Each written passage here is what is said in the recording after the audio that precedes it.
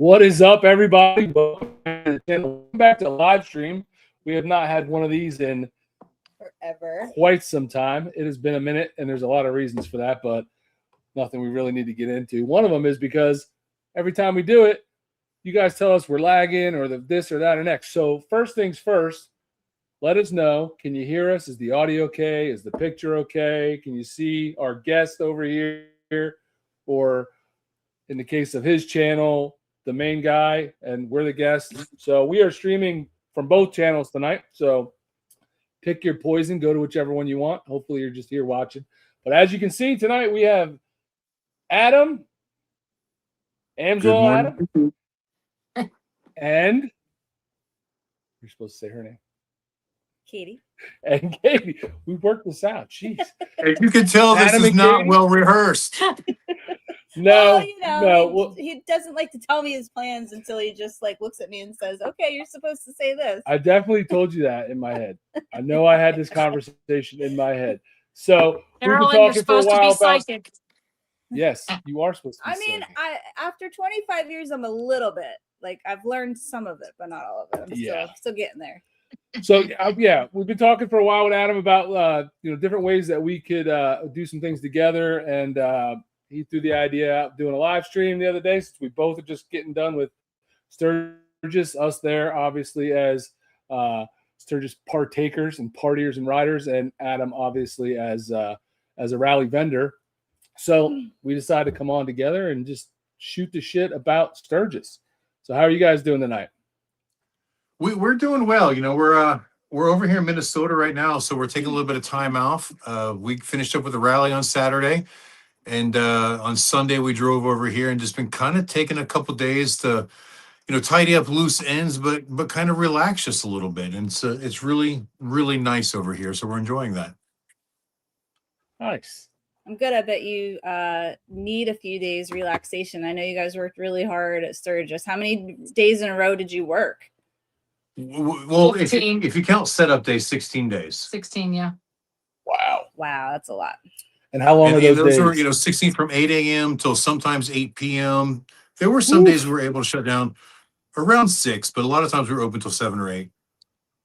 Okay. So So it's a lot of work to be out here. Just our conversation, I just want to. Yeah, I bet. And we'll talk more about that. But let me real quick say what's up to the people in the side chat on my side. I don't know if you can see the side chat so there's a spot over on the side that says comments. It's on the right side on mine at the top, and that's where you can see the people. Yeah, I'm not seeing it, but I'm not seeing it on our Yard stream thing or StreamYard thing, but Katie's got our channel pulled up watching the live on our channel, so she can see the comments there. Yeah. Okay, so Good. keep an eye on your comments. If there's anything you need to answer or respond to, that's cool. But I just want to shout out Bagger Bader, Joe from behind Rudy's Fairing. Who else we got? Loaded Gun, Mrs. Double A, Greg Miller. That's you? Okay. Yeah, Mrs. Ozark Amsel. Woods. I'm thinking maybe the ones with the chains. See that little link right there on the comment? I think maybe that's coming from his channel because I've never seen that before. So that might be some of his viewers. Murray Helmer, what's happening? Mighty Quinn, Chili Willie, Russ Michael, Street Glide, 0922, the Kilted Coachman, Big Ring Rides. What's happening? We got to meet Big Ring Ride at the rally. Hi. Craig May, and who else? It's funny when you meet people and they walk up and they're like, "Hi, my name's Frank," and you're like, "Who?" Hey, and then they tell you their screen name, and you're like, "Oh yeah, hey." Yeah, in our world here, everybody has got a screen name, and we don't really use their real name. So thank you guys all for watching. Hopefully, if you're watching on here and you're on my side, you will make sure you're subscribed, if not already, to Adam's. And, by all means, if you're watching from Adam's channel and you want to subscribe to mine, we won't be mad at you. Yeah, definitely. We've got So a lot I of had to- stuff in I had common on our channel, so I think it's great that they cross homogenate. Well, I can't make. I'm just making a Pollinate. pollinate. Yeah, Pollinate each other. Pollinate's good too. I think homogeneity, that's something to do with milk, ain't it? yeah, Maybe. Yeah. like that blending of milk. Yeah. Keep So it a works cream, too. you know? Keeping it creamy. Keep it clean, Adam. Keep creamy. it clean. So I did just I mean, we could talk about whatever you want and you can lead, with whatever you want, bring up whatever you want, but I did, just to make sure we had talking points and things to discuss, I did go in and create some. So just to keep the flow going and Getting make all sure technical. we're not just staring at each other with nothing to say. But I told Caroline, I said Adam is a talker, so we should be good. Actually, I don't know that I'm that That's much of a banking talker. on but- anyway. No, Yeah. I'm the 'Cause talker. I'm not He typically a never talker shuts up. until I've had about 3. So Yeah. So yeah, I know that when you and I were discussing doing this, you wanted to kind of do a recap on Sturgis. So I don't know what talking points you've got. I mean, I've got a few in my head. So yeah, you go ahead and lead with what you've got already. Maybe it'll feed into what I kind of had already too. Well, a couple of things before we actually got into Sturgis. I kind of wanted, I mean, it's probably not likely, but if there's any of my viewers that haven't seen your channel, which isn't likely, but I'd like to hear the story anyway. So how exactly did the Angela Adam channel get started? What was your thought process in that? What led into that? When did that happen? And just kind of give us a little bit of that background. So it's a little bit of a long story, but I'll keep it as concise as possible. So we started the channel during COVID, right? But the idea for the channel came long before that. So a lot of people seem to think that I created the channel to help promote our business. And truth is, I'm not that smart. I had no clue it was going to help our business, which it has, but that was never my focus. Originally, the plan was to just start a channel describing what our lives are like out here as vendors for the rallies. And that idea came because as we would meet people in real life and they'd ask what we do for a living, trying to explain to them that, like, well, we travel to motorcycle rallies and we set everything up, we service motorcycles and sell products, and then we pack it all up and move to do the same thing all over again. People are like, oh wow, we never knew that something like that existed, and that it sounds like a really exciting lifestyle, and like you're living like the rock star lifestyle and everything. And like that's partially true, but at the same time, there's a lot of challenges that come with doing that. And I thought, you know what, we ought to create a TV series. And in my brain, I was thinking like how Ice Road Truckers is formatted, how Moonshiners or some of these other reality TV shows that you would see on Discovery Channel. That was my idea, that we would follow more than one vendor around, not just us, but follow their travels as they go from rally to rally. And we don't all do the same rallies. So like there'd be different storylines, but then we'd all meet up in like Daytona, where all those different storylines would kind of come together. Or we'd all meet up in Sturgis or wherever, even though some of us may have been other places, some of us may have other challenges. But between like the breakdowns and the struggles and just the regular business stresses that we deal with running our operation, and that varies from person to person. We run a legitimate company, right? We're a corporation, and there's other people out here that are more fly by night, like, living paycheck to paycheck on the rallies. I mean, they're just a totally different lifestyle than what we have. So they see things from a different point of view. So the whole idea popped into like, we'll create this 1 hour episode every month or something like that, based on everybody's footage that they give me, and I'd create one episode. And everybody I talked to about it thought it was a great idea, that we should do it. But the problem is nobody would actually start recording. Nobody would give me footage. So like for a couple of years, it was just an idea that nobody actually did anything about. And then when COVID happened and all of our shows got canceled, we're literally, we're trapped at home. I'm trying to get projects done at the house now because I can't go out and work. And that's when I finally decided, you know what, if I want to do this, I got to figure out how to record stuff on my phone. I had no idea how to use my camera phone. And I just started recording videos of me doing an oil change on my daughter's car, my mom's car, fixing a four-wheeler, just stuff I was doing around the house during COVID. And And then the challenge was like learning how to edit. I had never used any of the editing software before. And just so you guys know, I am computer inept, right? I'm like a complete moron when it comes to computers and electronics. You put a wrench in my hand, I can fix just about anything, but with computers, I'm not that good. So it was really challenging for me anyways, to figure that out. So anyway, I just kept playing with it, and I kind of formulated a few videos, and they were absolutely terrible. And then we got the good news that Sturgis was going to happen in 2020. So we went ahead and did that trip. So that was my first, bike week per se that I recorded along the way. We stopped at the Iowa 80 truck stop. We've recorded all of these points, right? But I still didn't post any of it. I was just recording and still playing with the editing.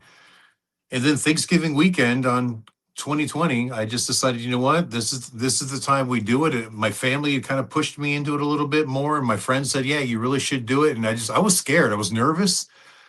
I've never been a person to be the center of attention. I was the kind of person who would try to avoid family pictures even because I didn't want to be in them.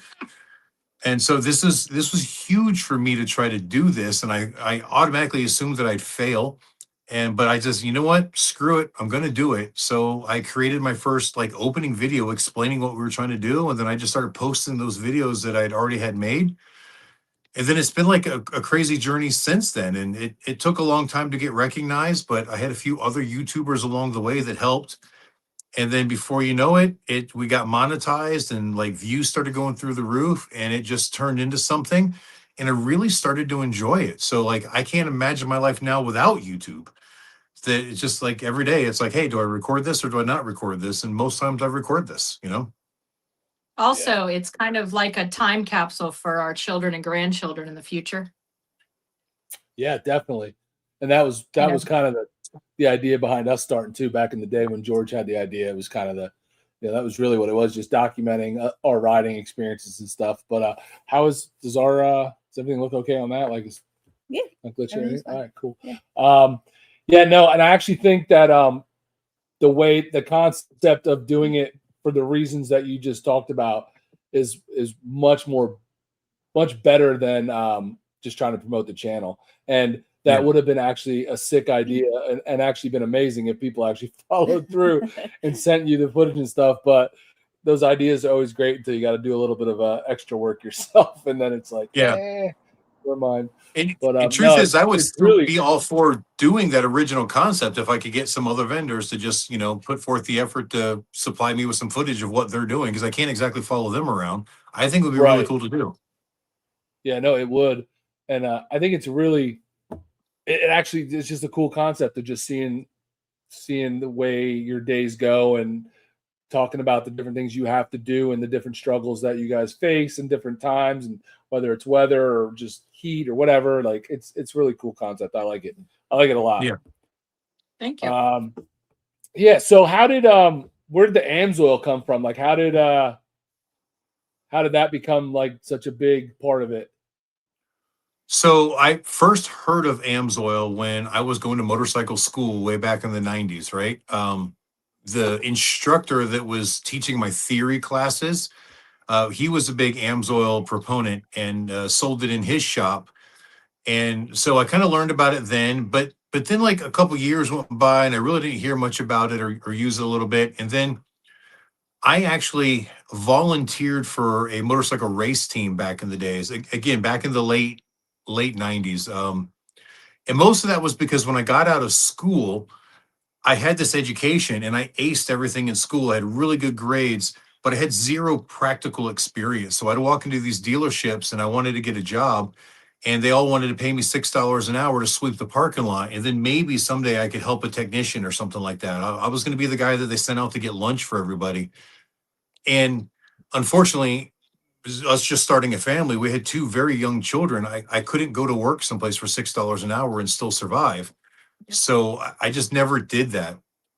And then I just started working on motorcycles on the side in my garage and kind of built my own little clientele there.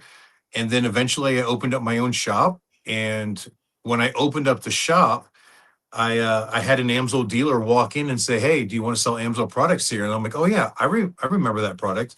And I skipped ahead a little bit here. The race team, they used AMSOIL, right? So when I was volunteering for the race team just to Yeah. get experience, they were using AMSOIL there. And I started to see the benefits as I'm pulling engines apart and inspecting things. I could see that the performance was very, very good. So I was a believer in the product. Now jump forward to 2006, 2007. I opened up my very first shop that was my own shop and not working for anybody else. And I had that opportunity to sell the product through the store. So I did. I just kept it on the shelf. And if you came in and you wanted an oil change, you had a choice of a couple different oils, but AMSOIL was one of them. And it was always my go-to. And I don't know, after, I don't know, probably about 2 years of that dealer that was supporting my shop or bringing me the product, I just got to talking to him about it. And I knew that AMSOIL offered programs to be dealers where you could actually distribute the product. And I just wanted to do something a little bit bigger, a little bit better. I wanted to earn a little bit more money off of doing what I do. So I talked to him and I became a dealer underneath him. And then we started working a couple small shows. And then before we know it, I started doing oil changes at the shows, and it started really, really small, and then it's turned into this. And the AMSOIL Adam just became, because as people were trying to refer to me, and they say, "Oh, that guy Adam," like who? Like the AMSOIL guy. Like, oh yeah, AMSOIL Adam. So it's just kind of a nickname that stuck. So when we decided to come up with a name for the channel, that's just what we used because it had a nice ring to it. But also, Right. that's how Yeah. everybody knew him. The event coordinators, the other vendors, they'd be like, "Where's this AMSOIL Adam guy?" And go, "Oh, AMSOIL's over there," or whatever. So I said, that's how people know you. So you should just continue with that because you change it to just, I mean, our company name is Extreme Bikes, which a lot of people don't realize until they come to the tent and they're just like, "What is that?" And I'm like, "That's our company." Yeah. But most people know him because he's AMSOIL Adam. So that's how Okay. that kind of thing out. So BH Freak, just real quick. He said this is okay. This is more of a live podcast and not a live feed with questions from viewers. So we do BH Freak. We do like to take, respond and answer the questions in the side chat. So as we go through the night, I will be looking at the side chat, and if you guys have good questions, we'll definitely we'll try to answer them, whether it's for Adam or for us or whatever. So Well, we like to interact with the side chat, and we're not trying to, big time people like we're celebrities. That's part of the reason we do this, is to be able to interact with you guys. Well, I Yeah, did see we're one definitely question, not probably celebrities. jumping ahead, but they were asking about your thrash and supply truck this year. So that's new to you guys, fairly new. So do you want to maybe jump ahead and tell us about your thrash and truck that you got new? We can bounce all over the place. It doesn't matter. Was it a specific question or? I'd like to hear more about Adam's business plan with thrashing. I was surprised thrashing didn't visit him. Oh yeah, that. So Oh yeah, that. try to be very careful with that because I'm disappointed in a lot of it, but I'm thrilled with it. So as our business grows, I wanted to find other things to sell that I believed in, right? I sell AMSOIL products because I believe in the product. It's a really good product. I've had other oil companies come to me and offer to basically give me product if I sell their product. And I'm like, no, because your product isn't as good as AMSOIL. I mean, so I don't sell AMSOIL because I make money on it. I sell AMSOIL because I believe in it. And that's why I make money selling it, right? So being in this industry for over 30 years, I've seen a lot of fads come and go. And some of them have just been, in my mind, ridiculous. And I've never wanted to jump on board. Like, in the early 2000s, everybody was building choppers. And yes, choppers are really cool works of art. They look pretty. And, Jesse James and OCC, they were all big names. But if you've ever actually ridden a chopper, they sucked to ride. They weren't my thing. And I know some people love them. I'm not trying to knock anybody who likes choppers. It's just not my thing. So I never jumped on board with the chopper craze. They never did what I wanted a motorcycle to do. And then fast forward a little while longer, you get all the big wheel guys with the swoopy bags and, what we kind of call clown bikes because they look like a giant shoe on the foot of a clown or something. Again, some of them are absolutely beautiful works of arts. And I'm not trying to disrespect anybody that has one because I know it takes a lot of work to build one of those. But as a rider, they're a joke. They don't handle, they don't ride good. They're miserable to ride. And it's not motorcycling. It's building a piece of art that can be seen, not really be ridden, right? Even though I know that some of them are rideable. So again, I never got onto that fad. I never wanted to build big wheel choppers. I grew up riding sport bikes, like the road race machines. Like I said, I volunteered for a race team. I've always been performance oriented. And it's the one thing I really didn't like about Harley Davidson's for a long time is they just didn't have that performance that I was looking for. And over the years, I've learned to love my Harleys, right? Don't get me wrong. But they've started to really produce motorcycles that perform much better in performance applications. So they're starting to appeal more to people like me and other people that grew up with the road race machines. So now I'm seeing a trend of performance baggers, and that I can get on board with because that's something I enjoy. It's not because it's a good business thing. It's just I believe in performance aspect of motorcycles. I like they're fun to ride that way. So now that that's kind of a trend and Harley's making a motorcycle that I like, that's why I decided to buy Dr. Evil and make my ultimate performance bagger out of it, which is still a work in progress. I'm not done. And as I started doing research on the products to do so, I came across Thrash and Supply products. I started watching some of their videos. And not only are their products a great product, I mean, as far as the machining and the workmanship, they build a top-notch product.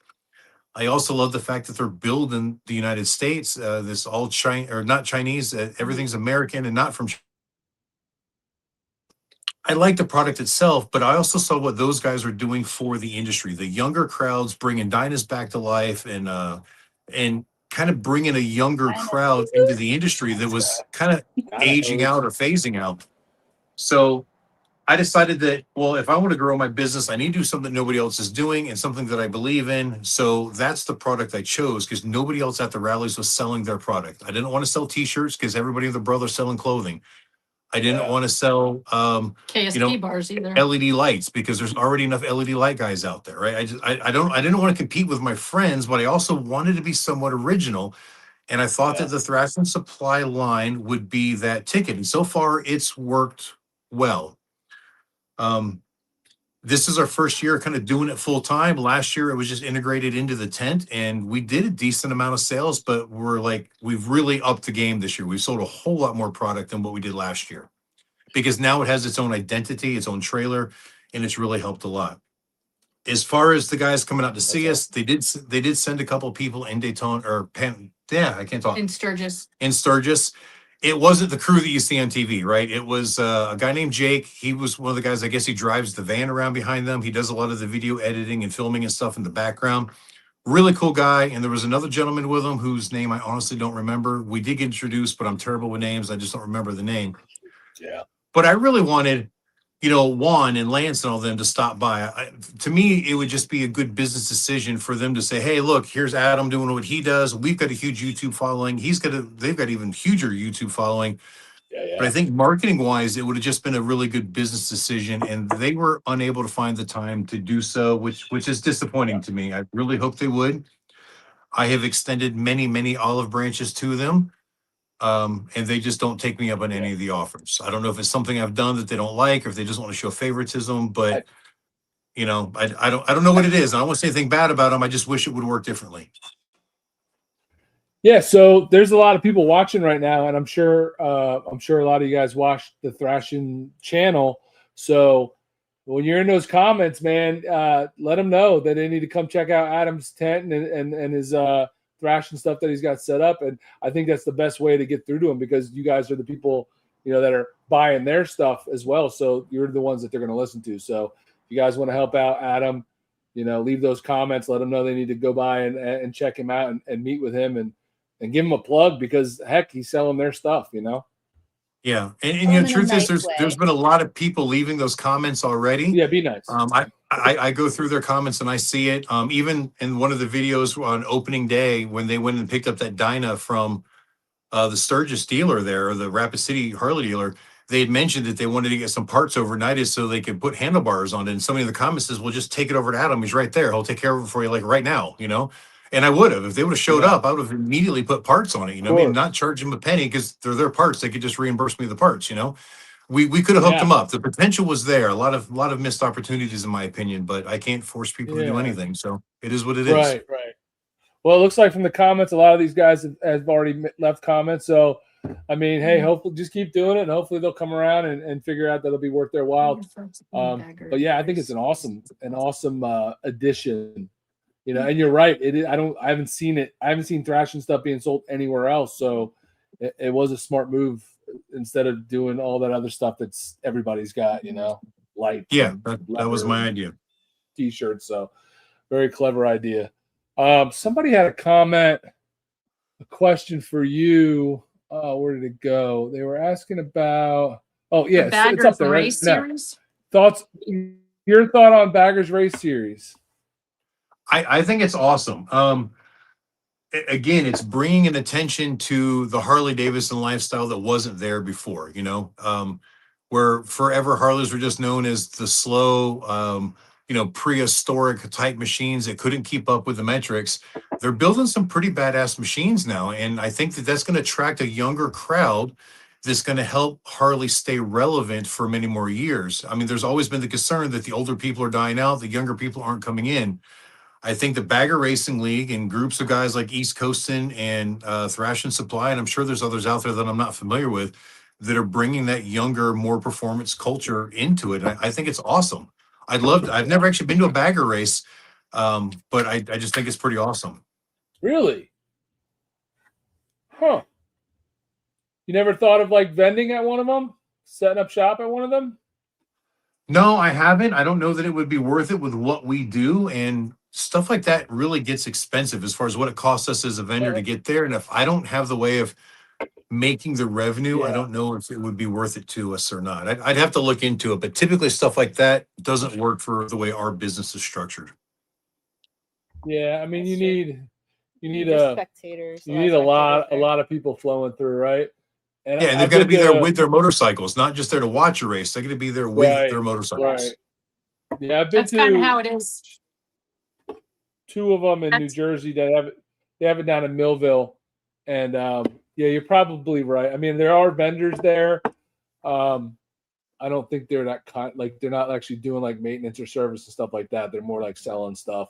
So yeah, probably isn't worth it for you. But it'd be cool when we're in it was. Daytona in the spring, when the motocross is going on, then there's people coming in and they want to get serviced and that kind of thing. So it's a little bit different because they're already there for a bike week, and then they're going to the motocross, or they're going to the Daytona 200 or the bagger races or whatever else is going on at the speedway. So nice. The Kilted Coachman, thank you very much. Appreciate that. Hope you keep watching. Our channel has taken some twists and turns over the years. It didn't look like this when it started out. It was actually me and 2 of my friends, 2 other dudes, and then it became me and just 1 other dude. And then almost 2 years. Almost 2 years now.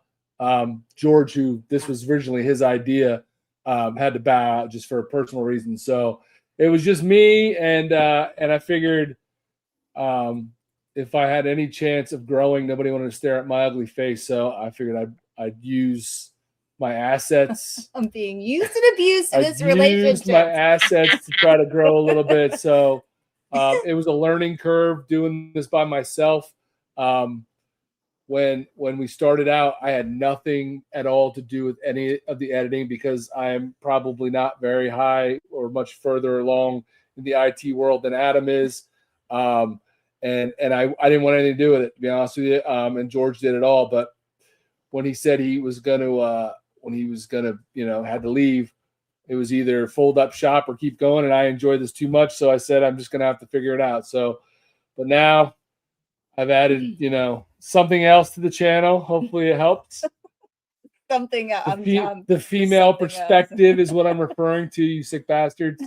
You brought your better half in. My better half, my smarter half, my better mechanic, the better looking one. I mean, we could go on all day. But yeah, and it's been fun. And the awesome thing about it is that I think she loves and enjoys going to the rallies just as much as I do. So unlike a lot of guys where they're like, their wives don't want to go, they don't want to ride with them, whatever. So it's going to be a hassle to get to rallies. She's totally down to do it. So it works out perfect for me and for the channel. So pretty awesome. But thank you for finding our channel through Adam. And that's kind of the whole point of this collab. So hopefully you keep watching. What else? Now, the one thing that's been missing from your channel for a while, other than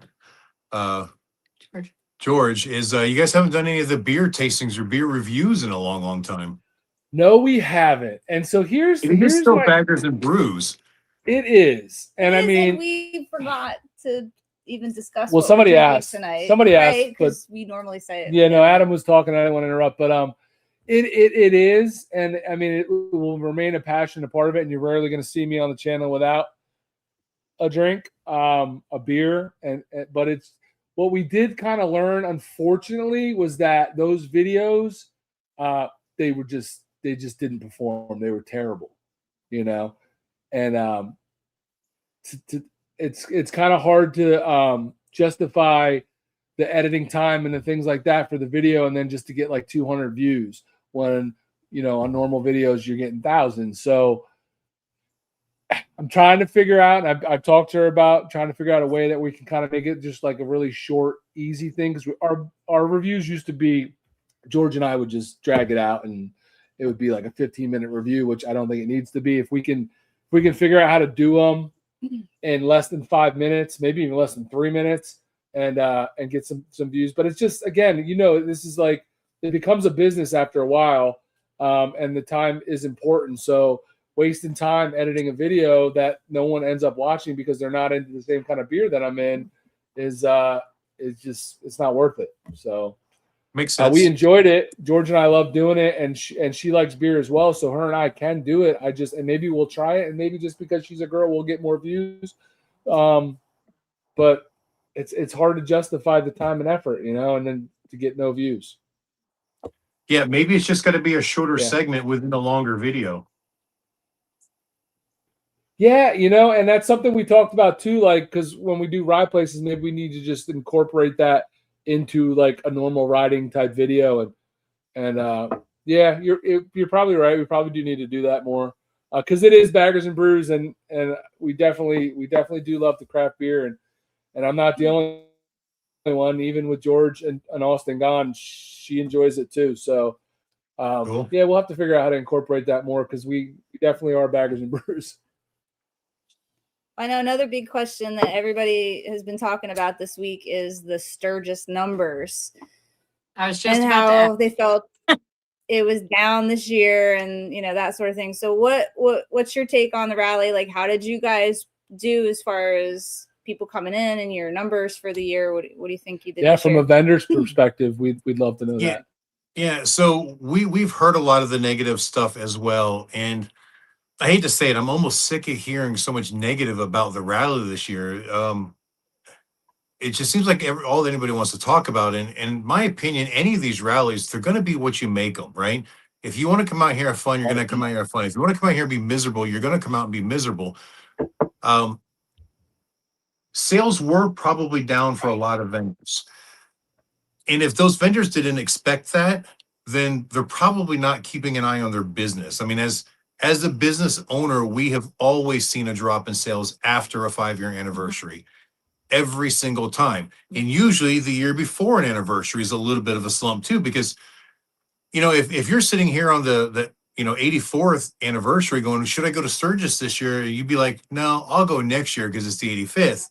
I think that happens to a lot of people, maybe because they just think it's going to be a bigger, better thing. So we see that slump before an anniversary, and we see an even bigger slump usually the year after. So I know that some vendors didn't see the same numbers that they saw last year, but that should have been expected. Right? We didn't see the same numbers that we saw last year, but I wasn't trying to actually compare to last year. So I tried to compare to our 2024 numbers, and we actually beat our 2024. So in my book, we did well. I mean, we saw a significant 12% increase, I think it was, from 24. Yeah. Which is more than I expected. So I'm happy with that. I know that not all vendors are in that same boat. And here's where I think we differ. YouTube channel aside, we do market better than most vendors do, right? And just because of the channel.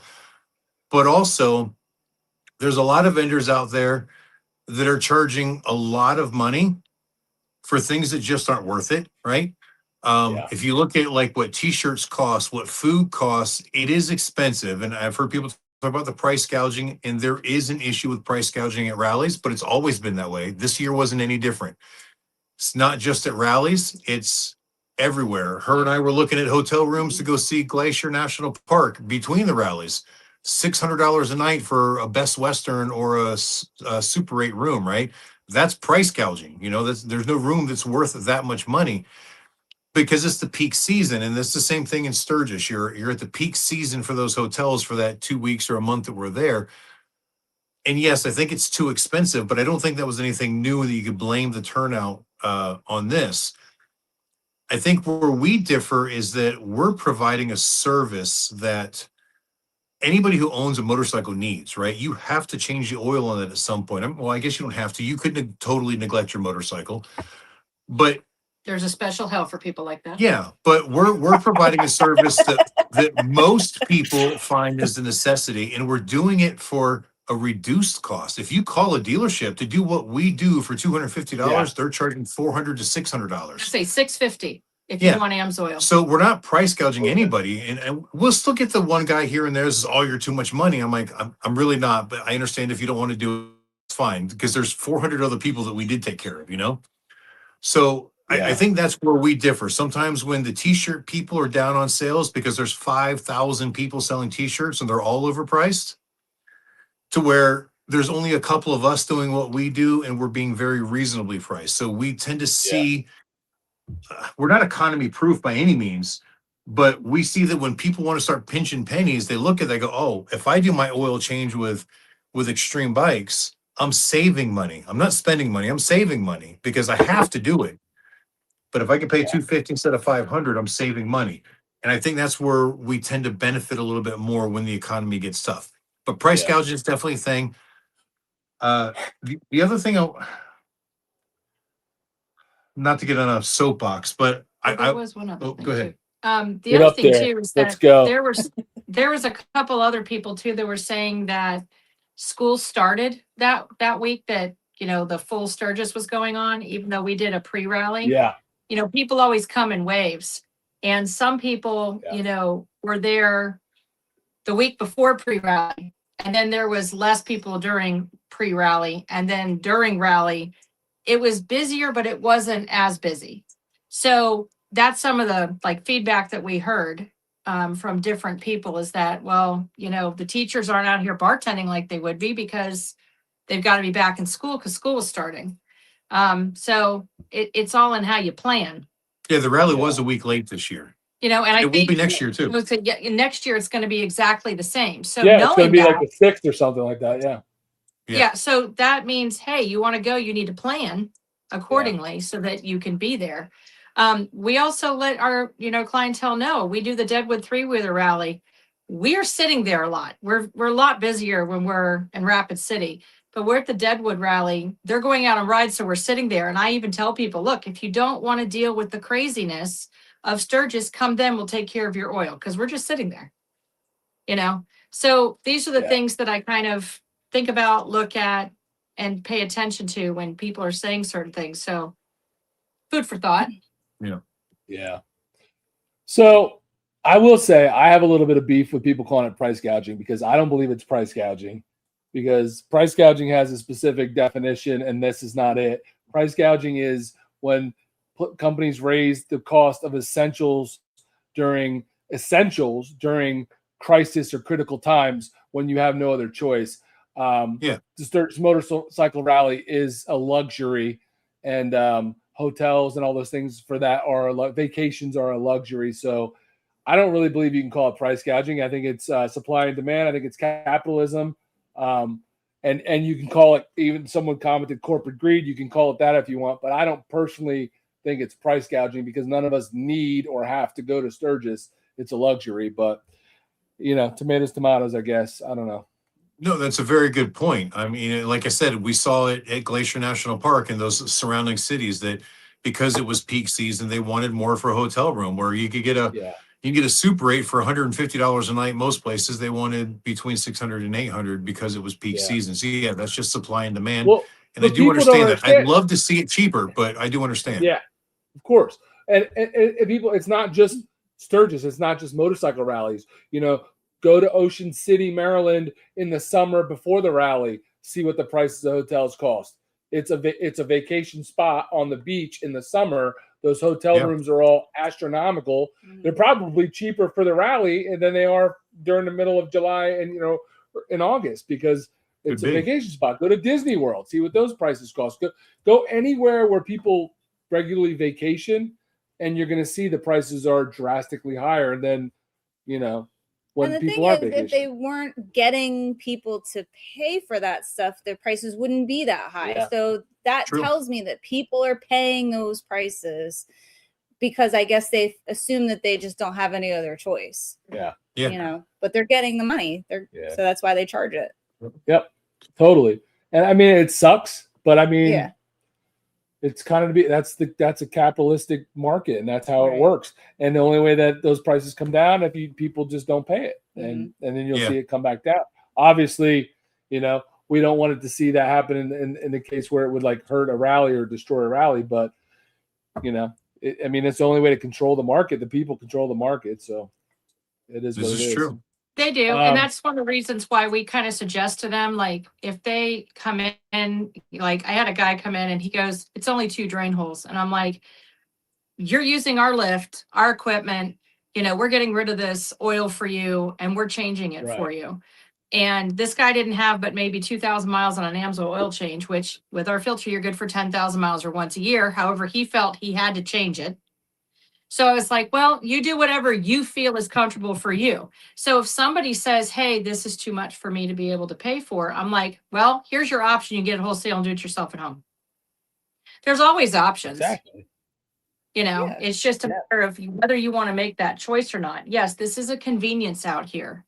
Absolutely. And you're getting a quality product, and you're getting great service, and you're not having to wait 6 or 7 hours to get the same service done, where your bike is monopolized and you can't come and ride somewhere because that's what you came for. Right. Because we hear that.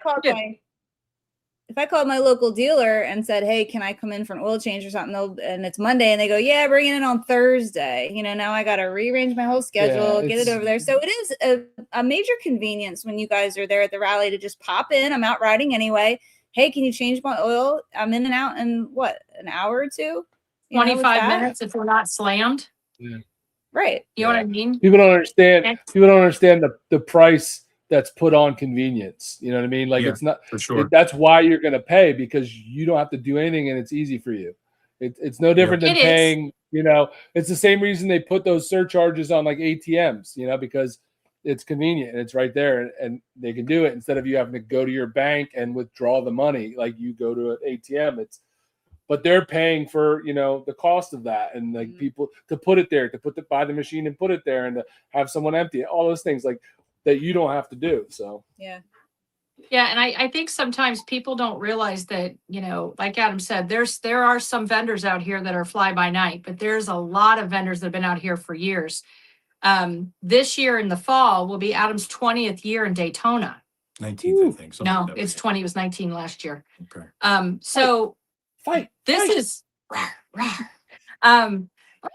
anyway, so it's one of those things where it's like, I look at that. What's the longevity of the people you're with that you go to out here at all these different rallies? How long have they been there? Are they, because that's showing up for you as a client, because it's a lot of work to come out to these rallies. People don't realize, well, some do. Some of our YouTube subscribers know, because they follow us religiously. We had the tongue come off the trailer and we had to get it fixed. We weren't planning on that. So you kind of have to pivot and shift, just like you would with any other business. I don't think people realize that, No, they don't. We have people sometimes. Go ahead. It all stems from, like it started during the COVID era when the prices started to skyrocket, and then they just kind of never stopped. And then, everybody's been paying these prices for so long and now, diesel prices are super high. So trucking around the country is very expensive. I'm sure you guys can attest to that, driving your truck all around the country, and that always adds to the cost of things.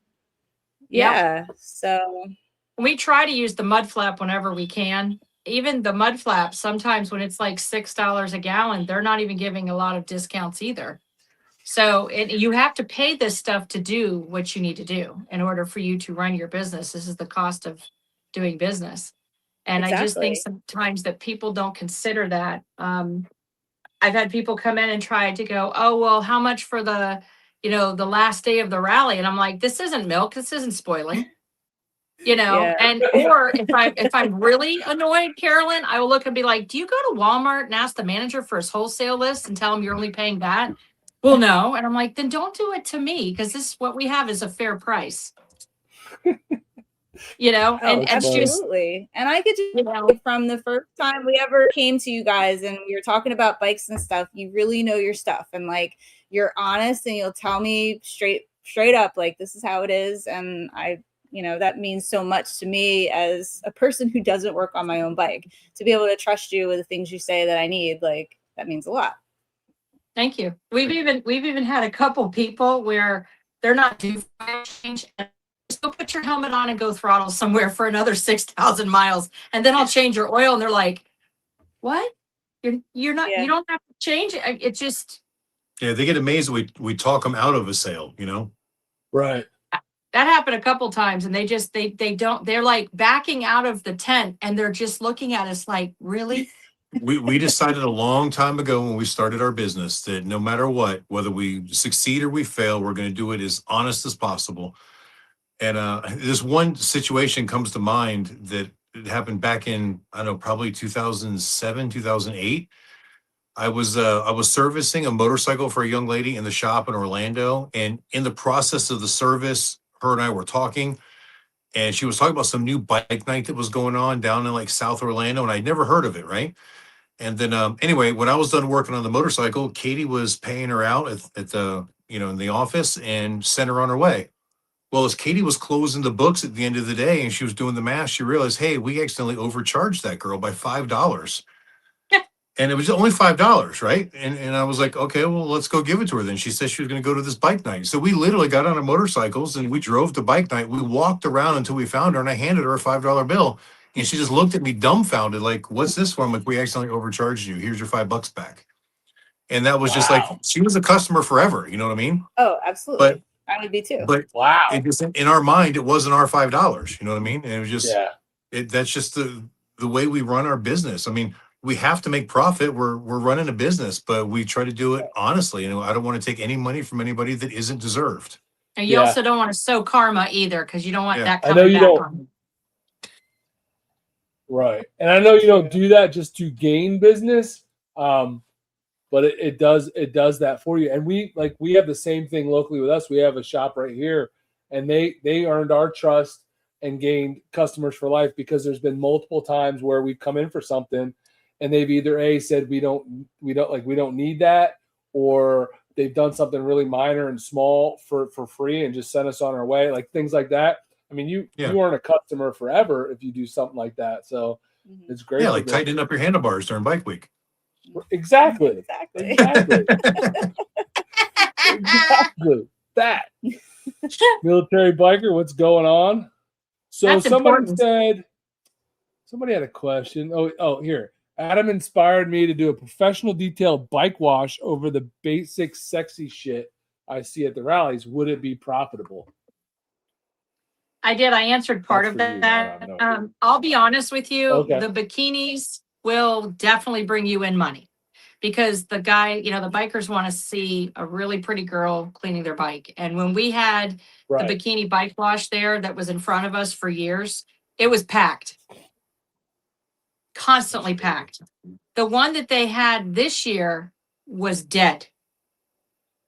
They did not have, the first couple days they had girls in bikinis and stuff. And then I don't know what happened, but that they weren't there the rest of the show. And that was dead. So you can still have girls dress really well and do a bike wash, and still be somewhat covered. I think somebody told us the Full Throttle is having their waitresses be covered up or whatever now, because for whatever reason. So for me, it's like, if you want them out there cleaning, maybe have them do the pinup girl thing where they're in like one of those jumpers that button up or zip up that are in shorts. Oh, you know, overall. because Like it's Stiffy still, style? yeah, Is that a thank you. Stiffy But style? for shorts, you know what I mean? It would be really cute. And they could still be out there Yeah. and still make their money. Yeah, you can be sexy without being slutty, right? Yeah, exactly. So I say if you could do it, great. Biggest thing is having the insurance to cover anything that happens with bikes. Yep. Yeah. Okay, so somebody Personally asked something don't about know how you Goliath. really. The what? The Goliath? Somebody asked about Goliath. Adam, tell us about Goliath. Was he your first rally truck, or did you start with the dually? No, he's my third rally truck. He's truck number 3 Yep. as we classify him. So when we started this, we had a Ford Excursion. Actually, if we really want to go way back, I had my Bronco. His 93 My little Bronco towing my tiny little trailer. And then we moved up to an Excursion that was gas. And then we moved up to the diesel Excursion, and then the dually. And then in 19 is when we started using Goliath. And that was a complete game changer. It gave us much better living capabilities while we're out on the road for these long stretches. And yeah, I love having Goliath. He's my buddy. Right. He's my buddy. I'm just looking through the Or my comments captor, to one of the see. After. Maybe I just So- have Stockholm syndrome. So we talked about like your thoughts on the rally numbers and whatnot, but do you think there's any other? So you don't get to see as much of the police presence, so you don't really probably know as much about those issues, or do you? We did. Not we at Sturgis, no. We heard quite a bit going on. I know that there was 18 deaths during Sturgis, which Yeah, but was we live. don't see it This is year? what he's saying. Where we're at. We're Yeah. not right there face to face. No, we don't really see it because we're there working. We hear a lot of feedback from people. Okay. And we're friends with vendors that are all over the Sturgis area. So I mean, we get information from everybody, even if we're not there to see it. When we went riding, what was it, Saturday night? Mhm. We went to the Silverado for the snow crabs or whatever in prime rib In Deadwood. Right.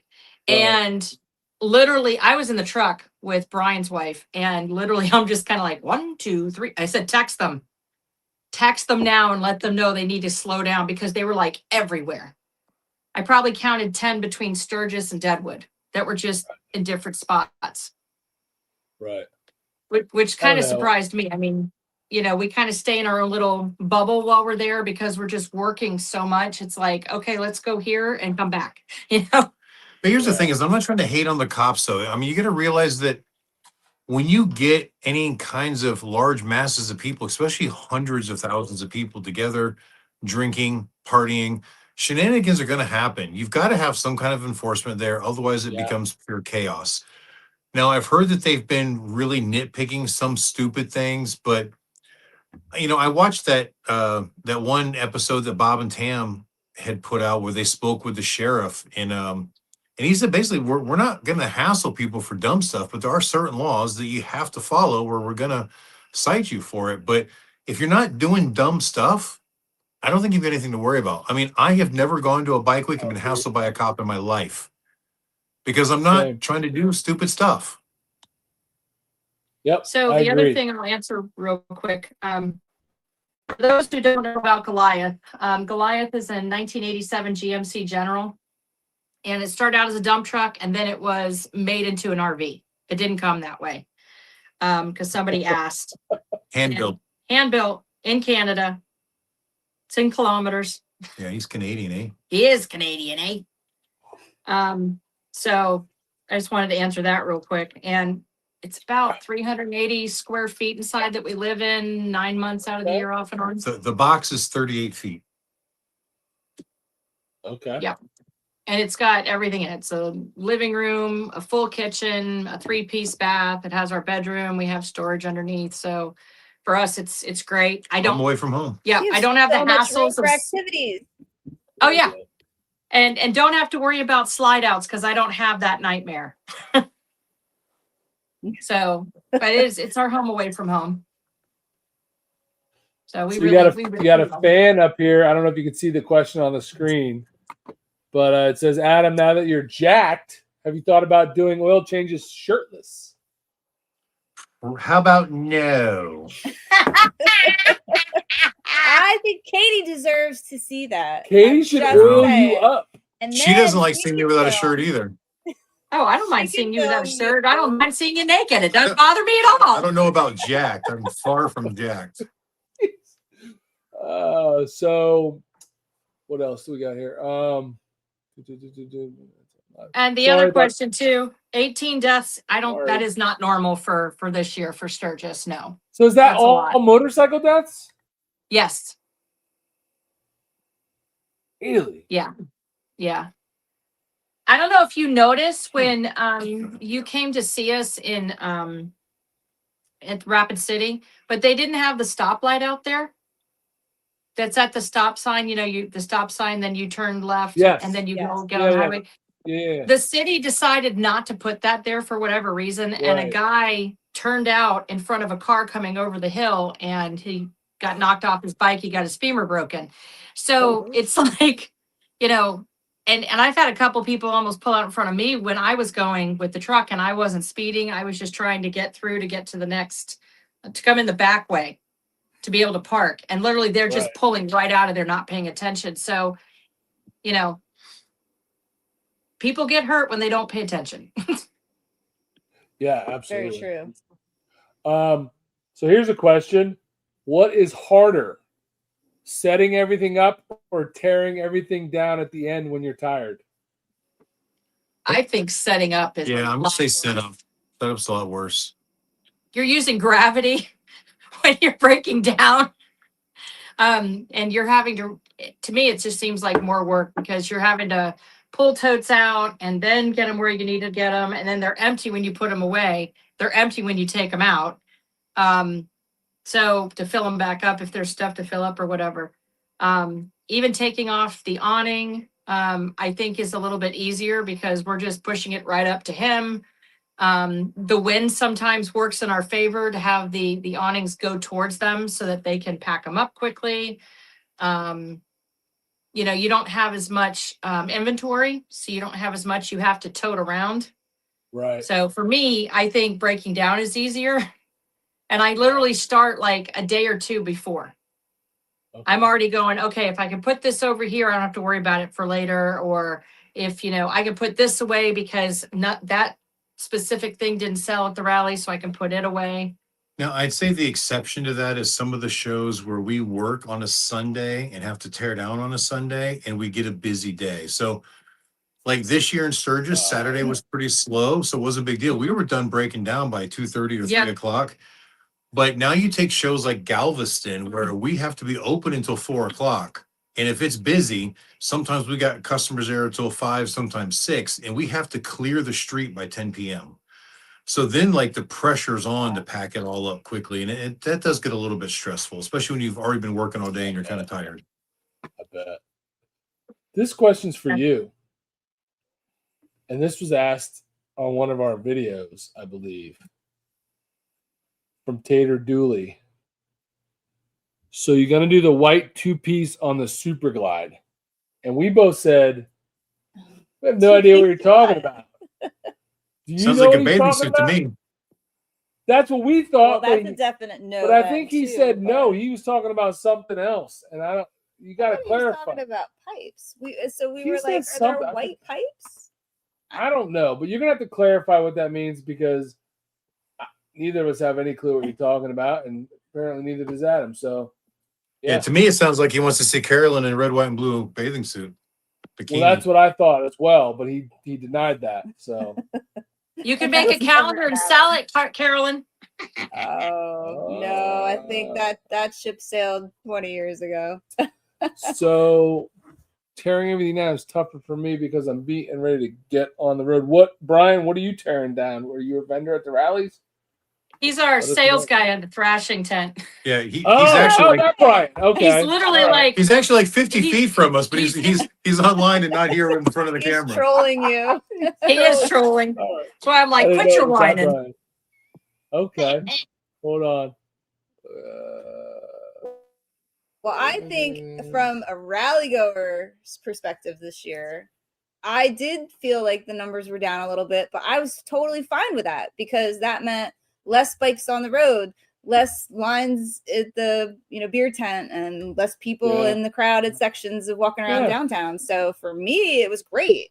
Yeah, since we started this channel, every rally we go to, people are always talking about the numbers and stuff. And I'm like, I'm not selling anything and making a living off of it. So very different opinion than you guys, but I'm like, I don't care. Like there was enough people there and enough bikes there for me, for the vibe was great. There's motorcycles, there's concerts, there's people, there's beer, there's food. Like I'm good. Like I don't monitor the numbers like that. I don't know why people that aren't in a position that you guys are in give a crap about that. Like they're constantly worrying about that. And I find that it's one of two things. It's either, oh, there was nobody there, it was dead this year, or oh, there's way too many people, I hate people, I don't want to go. It's just, like you can't make people happy. They're like they got something to This is complain about very, either very way. true.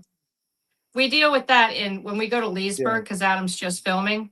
That's the only rally we go to where we're not vending. So we go and catch up with all of our friends. We, Adam will film for them to let people know that they're there if they're needing to get something and this kind of thing. And, because there's some rallies we just will not go to because they are too expensive for the short amount of time that people are there. Right. From that perspective, because we have been there. I have a friend of mine, and I remember him telling me, I wish you would go do Leesburg. It's busy here. You could make money, blah, blah, blah. And I said, I'm going to count to 60. Tell me how many bags you're seeing. And I said, okay, how many did you see? He goes, 3. I said, do you think the vendors are making money? They're still paying to be there, but no one's buying, which means they're being affected. Yeah. And that's the kind of thing that we look at it as a rally, is that how many bags? If you can look across a parking lot and nobody is carrying any bags, they're not spending money, which means the vendors aren't doing well. And if a vendor is on the verge of not being able to come back, that'll make or break their business. We saw a lot of people clear out during COVID because of that, because they had no planning. And then people come back and be like, oh, so-and-so is not here. I'm like, they went under. You can only survive out here if you're making money. It's just like any other business. And I don't think that people take that into consideration. And the other part of that is how much are the people that own the spots charging you? Is it more and more every year? Oh God, they're charging you to be there. Constantly going up. Yes. Yeah. And then you get the customers going, oh my gosh, your prices went up. And I'm like, most of them are pretty understanding. And I hate to even say this, but I noticed the people that don't put as much care into taking care of their bikes, the ones that complain the most. And it's like, I can see that. You know what I mean? It's like, see that. This is a luxury item. However, for some people, like for Brian, that's his car. I mean, that's what he travels in everywhere, so he takes care of that because he needs it to keep running, not just to get him wherever we need him, but when he's home, so it's a different perspective, I guess, that people don't consider. They don't consider the other side of the coin sometimes. Now, I guess if you're just going to a bike week to party and have fun, the numbers would affect you, because if you think that you need to have everybody there to have fun, maybe it would seem maybe more of a fun party. But I think that if you look at it realistically, as an individual at a motorcycle rally, if there's 20,000 people there or 100,000 people there, you're not gonna integrate with everybody, right? You're not gonna have that one-on-one with every person there. So what does it matter if you're only going to associate with the group that you came with, or maybe meet a couple new people? Who cares how many people are there? So I agree with what Carolyn is saying. And from a business perspective, it is somewhat of a numbers game. Like we don't like to do small rallies. I mean, we're going to go try this Wisconsin Dells thing just to see how it is, because it was on the way and it made sense. But like, I wouldn't drive across the country to go to a rally that only brings out 3,000 people, because thinking percentage wise, I'm probably not going to be able to service enough motorcycles there unless I get all 300 of them, which is extremely unlikely. Right. But like with Sturgis, if you get hundreds of thousands of people there, I don't know what the actual numbers were this year, but let's just say it was 400,000, right? I can't service 400,000 people. We service just shy of 500 motorcycles. So it doesn't matter to me whether 300,000 or 400,000 showed up. As long as 500 of them came to me, that's all I need, Yeah. That's all we're sometimes capable of doing. I mean, we're just, and that's with all vendors. Some vendors are just kind of like, I'm closing my doors. I just can't do anymore, So we had people showing Yeah, I don't up think on people. Sunday, and I'm like, everything is packed. Ooh. Oh, Mm. sorry. Next time. Yeah, I don't think. you know, Also, like you're at Sturgis, right? It's not all centralized. That not everybody's in one spot at a time. Like you're spread out all over an entire region, enjoying the Mhm. roads, riding all the surrounding towns. So it's never going to feel like you got 500,000 people in a big field, like all together. No. Like it's. So I don't understand what the concern is and what the big deal is. Like we had a blast. Yes, we noticed it looked like there was probably less people, but it didn't affect the amount of fun we had. You know. Yeah. So, I think if people would just focus on having a good time, because that's what you're there to do, even though it's spread out over 5 states or whatever it is. Just right. enjoy the journey. Yep. Do what you can in the time you're allotted, and just enjoy it. Somebody had a question for you. Oh, Street Glide 0922 is wondering about love jugs. He said, tell us about the love jug story. It seems like you're not pushing for selling as many this year. Is that the case, or is that just? It's not that I'm not pushing. The sales on love jugs have declined, to be completely honest, and there's a lot of factors that are going into that. And I'm trying to work on some of them. It's there's been some challenges, and some of them I just don't want to really get into on video per se, but we're trying to overcome some of those hurdles that are slowing down those sales. And I'll be honest, I mean, now that I own one of the new bikes, we're not seeing the overheating problem with the new motorcycle. I've got a handful of people that say they still want love jugs for it, but I think it's because they think they want love jugs. It's not because the bike's overheating. They're feeling heat between their legs. There's an engine between their legs. That's never going to go away. But the bike itself isn't. I'm trying not to laugh when he's saying that too. So. Yeah. But the thing is, the bike so far really hasn't been overheating. But yeah, and I'm working on new models, and I'm hoping that we're working on having a new website built at the moment so that it's going to be more updated. And there's been challenges there with like people that we've hired to do the website that have just dropped the ball, and like one company took like a year and like then just basically said, no, we can't do this. And then we had to find another company, and it's been a pain in the butt. But yeah, we're going through a rebranding right now and a launch of some new products that I've been working on. And hopefully when all those pieces fall into place, we'll see a little bit of a resurgence there. It's still a great product. It's just going through a little bit of a slump at the moment. And unfortunately, we've had a couple of people knocking us off. There's companies out there that have basically just flat out stolen the design. Like they bought a unit from me and then sent it to China and had them remake it and are selling it for like 2/3 the price. Wow. No R&D, no real work put into it, no science, just here, copy this one. And then they want to complain that our price is too high. Well, it's because we spent all that money in R&D and research, you know? Yeah, we don't know how long those other models are going to last. We know. So if you're going to buy fans, buy legitimate love jugs. You're the only legitimate fan company, dual fan company out there. Everyone else is just stealing our technology and our science. Exactly. I agree. Yeah, for sure. Sorry, I'm just rolling through these comments to see if there's any questions. Yeah, I've been trying to answer them too as we're going along. How many rallies do you do in a year? This year is 13, I think, now that we added the Wisconsin Dells. Oh, wow. We used to do a lot more, but after COVID, we scaled back considerably. Yeah, but that's more than one a month. That seems like a lot. Yeah. Well, like in October, we do like 4. Right? Because we're finishing up Smoky Mountain, then we do Daytona, Panama, and Texas. Well, Texas is technically November, but still. Yeah, some of them run together. Some of them we got time in between. Like this trip alone, we've already been out almost 3 months. We left home on June 7th. And even though it's only been 1, 2, 3 shows, it's just the way the trip has taken us. We got some time in between, and then we've got 2 more shows before we get home. It'll be over 3 months by the time we get home. And we went to the A-Bait rally in Iowa. Yeah, it didn't work. We just kind of hung out there and filmed and got in trouble. He got kicked off of YouTube for a week. Huh? You got kicked off of YouTube for a week. Yeah, so I filmed. when I tried to make the point that I'm sure there was no nudity or, things in there that was inappropriate, but somehow maybe there's something I missed and the algorithm caught it.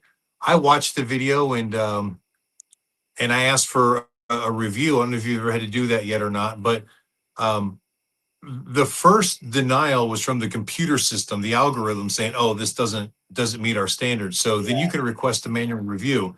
So a person actually watched the video and then they told me, "Okay, you can post it, but it's probably not going to get much monetization because advertisers don't like this type of content," which I thought was BS, right? But I was like, okay, at least I can post it. People can see what happened at the rally. So I went ahead and made the video public, and then I went to bed. I woke up the next morning. We started driving to South Dakota, and next thing I know, I've got these emails saying that I've been banned for 7 days and that the video has been pulled down, and basically a big slap on the wrist. And if I do it again, that they're going to delete my channel, kind of thing. They deleted his TikTok channel. Yeah. For something that was. And I don't even know why. I was just told because it was sexually gratifying content. I'm like, I saw nothing sexually gratifying in it, so I don't understand where it actually came from. And they won't tell me, and the video's gone. So yeah, he was filming a concert in the dark, and apparently the algorithm picked up nudity, and they just took his channel. I didn't even know it was nudity. They never specified what it was that was the problem. Talon ended up being on the phone with them and trying to inappropriate content. Never.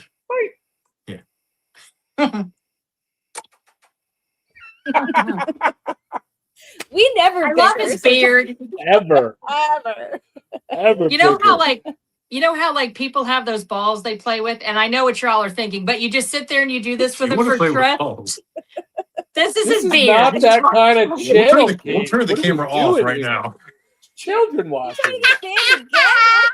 He's trying to get my shit banned for 7 days. So, here's the question. What's the craziest thing you witnessed while working a motorcycle rally? I'm probably going to say a bulldog humping a woman in the parking lot. Oh, God, I forgot about that. Oh, that's exciting. I mean, 2 climax. He left the wet spot. On video. No, this is pre-YouTube days. Pre-YouTube. We were just flabbergasted that it was happening. The dog was just horny and tried to hump a couple of things, right? And the lady was laughing, and while she was laughing, the dog mounted her and tried to hump it. Like she was drunk. Yeah, and she was just laughing, thinking it was funny, and the dog finished on the side of her leg. That is disgusting. And she just laughed. I'm like, that's disgusting. Yeah, very funny, but disgusting. This is disgusting. Have you ever worked a rally where you finished and thought, I'm never doing that one again? Yes. Are you something tells me are you allowed to say which one? Let's just say we're not going back to Nashville anytime soon. Yeah, Nashville just was terrible last year. What rally was that? So I don't want to call it a rally. It was an event at a dealership. So Boswell's Harley Davidson, just outside of Nashville, had this event last year. And normally, like I said, I don't do these small events. Doesn't make a lot of sense for us. But we were on our way to Laconia. From our house, we could go to Nashville and just kind of barely go out of the way to get to Laconia. And a friend of ours was hosting the rally or like helping promote it. So we were more trying to do him a favor. And because Kayte is an absolutely terrible negotiator, she paid way too much money for us to be at this rally. Yep. And we just barely covered the rent and sales, but we actually lost money because we still had to pay Alan, we still had fuel costs and all this other stuff. So it was awful. We just sat around for days in the rain, bored out of our minds. Oh. And the other one would have been Harley Rendezvous. Yeah, we did Harley Rendezvous, which is another kind of naked camping party, and it just wasn't our scene. We didn't make very much money. Luckily, the rent was cheap, so we didn't lose money. But it just, I don't know, just wasn't our scene watching guys walk around with things hanging out that we didn't really. Just chaps. Yeah.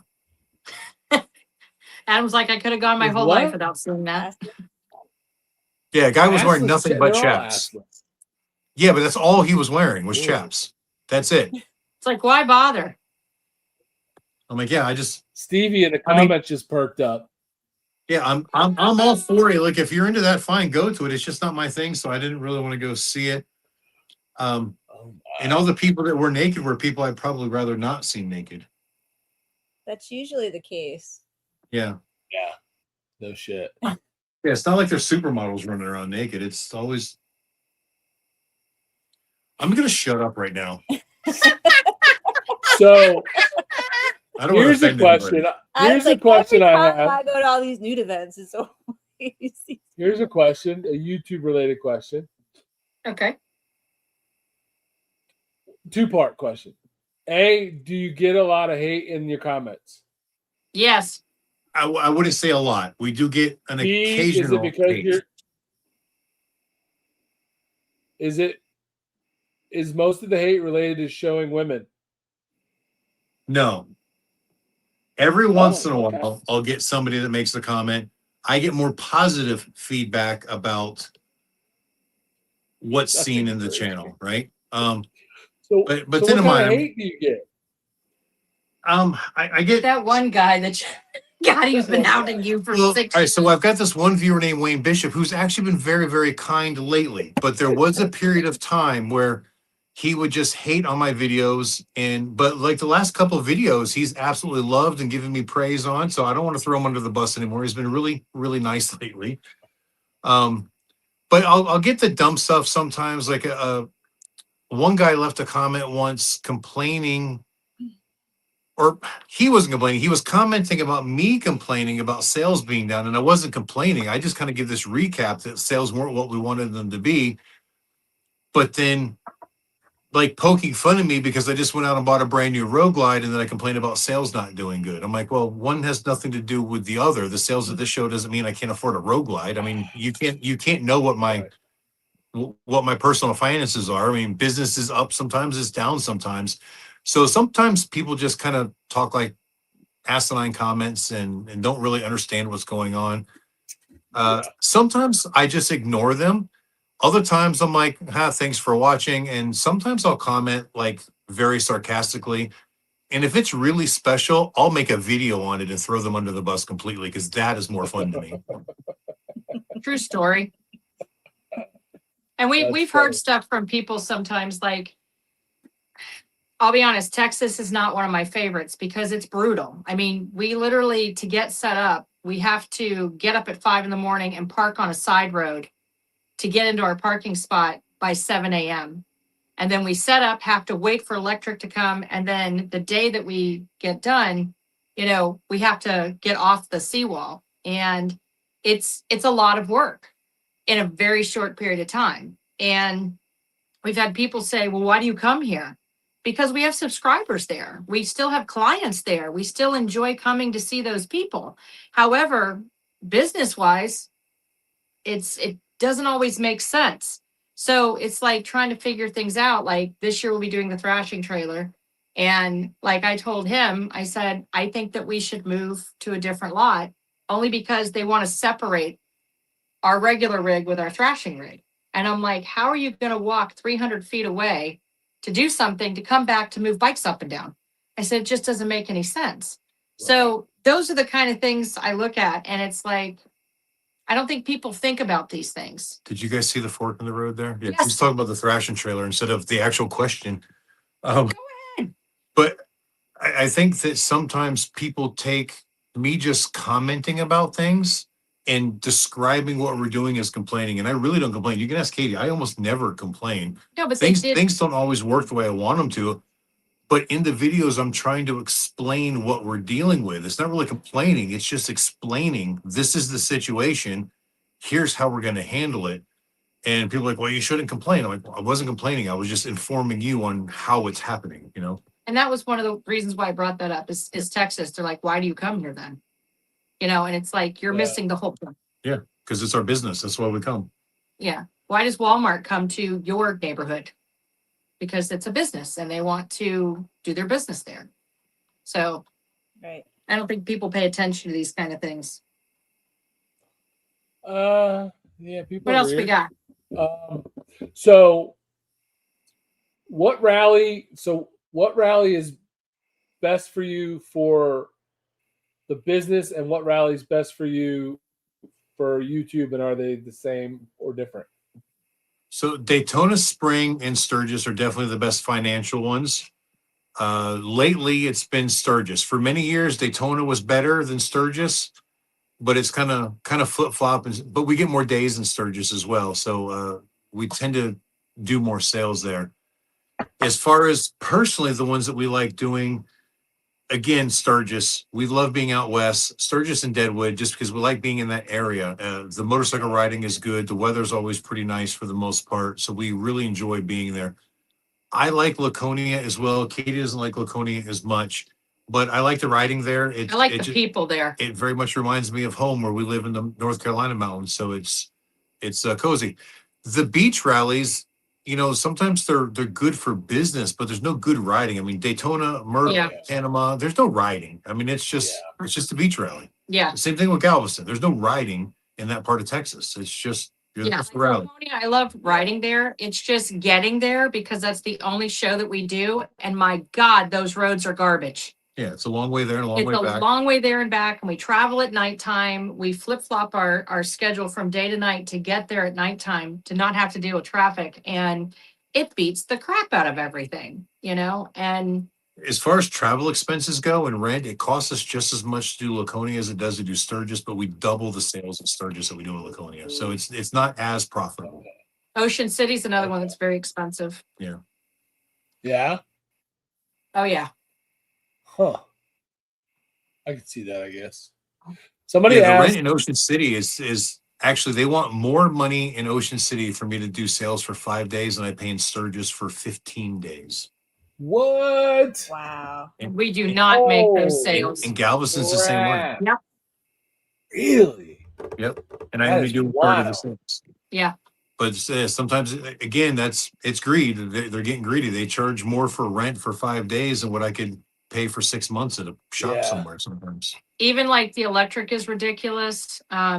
There's some places that they want like $400 for 3 days. I'm like, I don't pay that at home for 30. Are you on crack? Yeah, sometimes it's even more. Right. Yeah, it's ridiculous. Jeez. It really is. So It's electric crazy. is separate from like the actual space?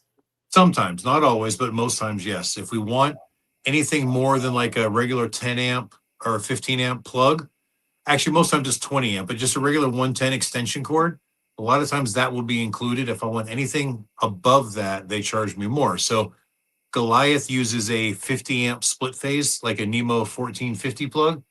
And for me to add that, they want to charge me another $500 for the event to have that plug. Even though I don't use that much power, that's just what the truck plugs into, and it's the available power.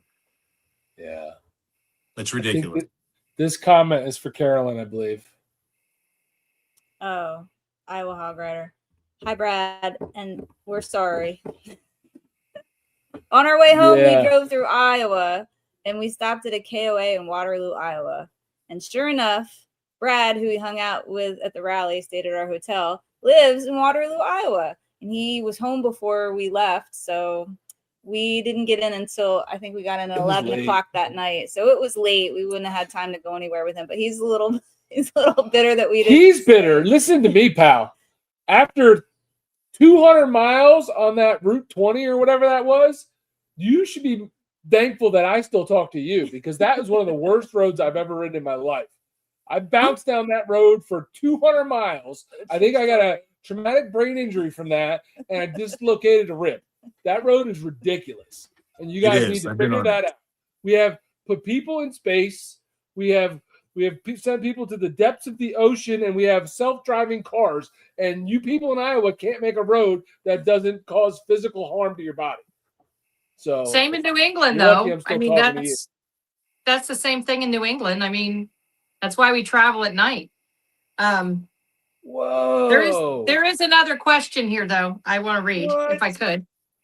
Go ahead. No, go for it. So serious question. This is from the Kilted Coachman 3260. Why don't all of you influencers make every rally a biker con convention and have a night where you all show up for a party like Bob and Tam and Cycle Drag and others? I will answer that, because we are working YouTubers. We're not just, and no offense to anyone who's a YouTuber, obviously not to you guys. a lot of YouTubers do a meet and greet, or they'll go do a ride, which is great. The minute we walk out the door, we are meeting and greeting, and we're working at the same time. So it's like 15, 16 days of like almost 12-hour days that we were in Sturgis. Some people, we had a guy there. We weren't even set up. We didn't have the awnings up. He sat there till the lift came out and the oil was available to get his oil change. He sat there on his bike and waited. So, and he just watched us and talked to us and everything else. So we have gone after hours to kickstands one time when it was pouring rain. Yeah, we were there with Monkey and Yeah, we were with Professional Monkey, Mr. and Mrs. Thumper. yeah, Military Biker was there. I think there's a few there, but Bob and Tam were there, but I they got left. Bob. And we don't always get the chance to be able to do that because we're working, Yeah. and that has to come first. yeah, we don't schedule meet and greets. We literally met and greet hundreds of our subscribers and viewers while we were there for Yes. 15 days. Yeah. Hundreds. Constantly. Yeah. You know, we have people coming, like we had people coming from New Zealand and Scotland and somebody from Kuwait. And as cool as you think we are, truth is when they do those meet and greet things where they try to get all those YouTubers together, I never even get an invite. I'm not big enough. Yeah. No one knows who I am. Those are all for those really big people with Yeah. like Monkey, you know, people with 100,000 subscribers or more or whatever, you know, Yeah. us small timers, we don't get invited to that stuff. I And it's don't fine even- because it's I don't always get during the day invited when to I'm stuff working either. anyways. Yeah. I mean, we'll see them. We'll see Professional Monkey like when we were in Leesburg because we weren't working. He didn't come see us this year. He was in the lot talking to Paul at the fairing exchange and never came and saw us this year. Okay, you're fired. That rat bastard. How dare he? Yeah. I'll have to put some I more didn't see him either. ex-girlfriend in his trailer. And I shot him text and he ignored me too. So it's pretty messed up, Yeah. Monkey. Messed up. I How don't dare agree with this comment. Brian said that's why Sturgis died out early this year. They priced everything out of staying for. I don't agree with that at all because you don't book a trip to Sturgis, pay for a hotel, take the time to come out there, take time off, come out, and then leave early because the beers and the food were expensive. And who does that? Nobody does that. So I don't agree. I don't believe that's the reason it died out early. I think the timing of bad weather. I and the don't rain agree might either. have aided that, but So here's a question because we're going to do a video. Obviously, you've seen everybody and their brothers got a video out now about all the YouTubers about how the rally was down and all their negative reasons for. How big now and how important now is the pre-rally business for you guys? It's usually been pretty good. It's definitely well worth doing. Yeah, but have you over the 100%. years have you noticed that increasing over the years? Yes, it definitely has. Like I said, this year was a little bit slower, but year after anniversary. But last year pre-rally was insane, and even the year before that was pretty darn good. And you got to understand too, there's some vendors who are vending for 30 days in certain areas where they're able to. So, you know, looking at them and how they did as well should be added into the equation. And as far as like beer and cheeseburgers and that kind of thing being expensive or hotels, don't go and spend your money at those places. I mean, nobody puts a gun to your head and says you have to spend this kind of money. Go eat somewhere and then go have a beer. Pay for one beer just to socialize with your friends. Save that money. A lot of people, even during the 75th, were in Rapid City and they weren't paying the retarded amount of money that people were paying out in Sturgis. You know what I mean? So Right. No, I think that, you know, it really pick is your like, battles. Mm-hmm. You know, pick your battles, Definitely. pick your poison. And to me, it's like, and I heard this too from other people, it's like, my God, it's $25 for this, that, and the other. Okay, that's a negative. How can you make it a positive? Don't eat there. Yeah. You know, save your money, go somewhere where you really want to go eat, and you can still get a quality cheeseburger somewhere else. It doesn't have to be there. Yeah. There was a couple people I think that we met up with, and instead of me eating there or drinking there, like Adam would go with, I can't remember. The guys went to like Old Chicago Pizzeria, and we're carnivore. We're not doing that. So Adam ate first, then he had an unsweet tea. So that cut his bill way down because he ate first before he went. He's still visiting with everybody and hanging out. You know, it's a choice. That's what it all Right. comes down to. It's No, a I choice. definitely think there's choices and there's places, and you got to pick and choose. Like we went to one place, Loud American, right? And we like to hang out there and just people watch. It's a good spot to sit right along the road and watch the bikes and the people. But the beer that she liked, which is not really, it's this beer, they wanted $10 for it. And we didn't know that until after the fact, but we're like, okay, so we're not gonna come back here and hang out here to drink those because obviously that's crazy. But there were other places. I went to Full Throttle and they offered me, well, they upsold me, but they had a big giant glass mug that's like, I don't know what it is. It's close to like 32 ounces, I think. And you can get that filled for $20 with like, I got a craft beer, an IPA in that, and then every refill was $8. So $8 in that giant ass mug is actually a really good deal. I can't even get that here, like in my local bar. So it really just depends where you go. If you go someplace where they're charging a crazy number, don't stay there. Go somewhere else. There's plenty of places to go. It's kind of like the root beer people in Ocean City, and I really haven't seen anybody in a while doing that. But they do have that where you buy the mug and then you get free refills for the rest of the show or whatever. Because they do it in Texas, they do it in Ocean City. Yeah, Wild Bill's. That's the only two places that I've seen it. But I mean, and I heard a lot of people say that down at Gas Monkey Garage, they had really cheap beers. They had like I can't remember, it was $5 beer, something like that, and they were like 16 ounces, so it was like a really good deal. Like you can't cry about the ones that are expensive if you haven't just tried to find other places, because there's plenty of decent deals. I mean, let's be honest, things aren't. I don't know where. I guess some people live in some real podunk places where it's everything's super cheap, but we're not like blown away by prices at Sturgis. We live in New Jersey. I mean, like every day. I go anywhere around here, it's going to be a $20 burger. Yeah. So a $20 burger in Sturgis is like, oh my God, like that's just the way it is. It sucks, but everything's expensive nowadays. It's just how it is. We heard that when we were in Daytona in the spring. We had people going, "You're charging tax," and I knew. I was like, "They're from Laconia," and I said, "Yes, most states do, other than just I think 2." Yeah. We're from New Hampshire, and I'm like, "And you're one of them." Yeah. Everywhere else charges taxes, and they were like kind of having a fit about the taxes, and I'm like, you could go to Arkansas, it's 9.75. Yeah. If you go to Oklahoma, it's 14.75, and they're like, "Are you kidding?" I'm like, "No." So I'll stick around my little 7.5 in Daytona and my 8% in Rapid City. Yeah, good grief. And that's another thing that's kind of funny. You have people doing that. How much is the cash price? The same with the tax. Well, why do I have to pay tax? Because I have to pay it. I'm running a business. I want to continue running my business. Oh my gosh. One thing I want to point out is I saw on a couple of other people's vlogs that they were saying some of the reason the rally was down. And actually, I was watching Her Two Wheels last night. It was a video she had. And I don't necessarily know that she agreed with this, but it was kind of one of those things that she'd heard, that people are saying that they feel like the Sturgis rally has become too corporate or too commercialized. And I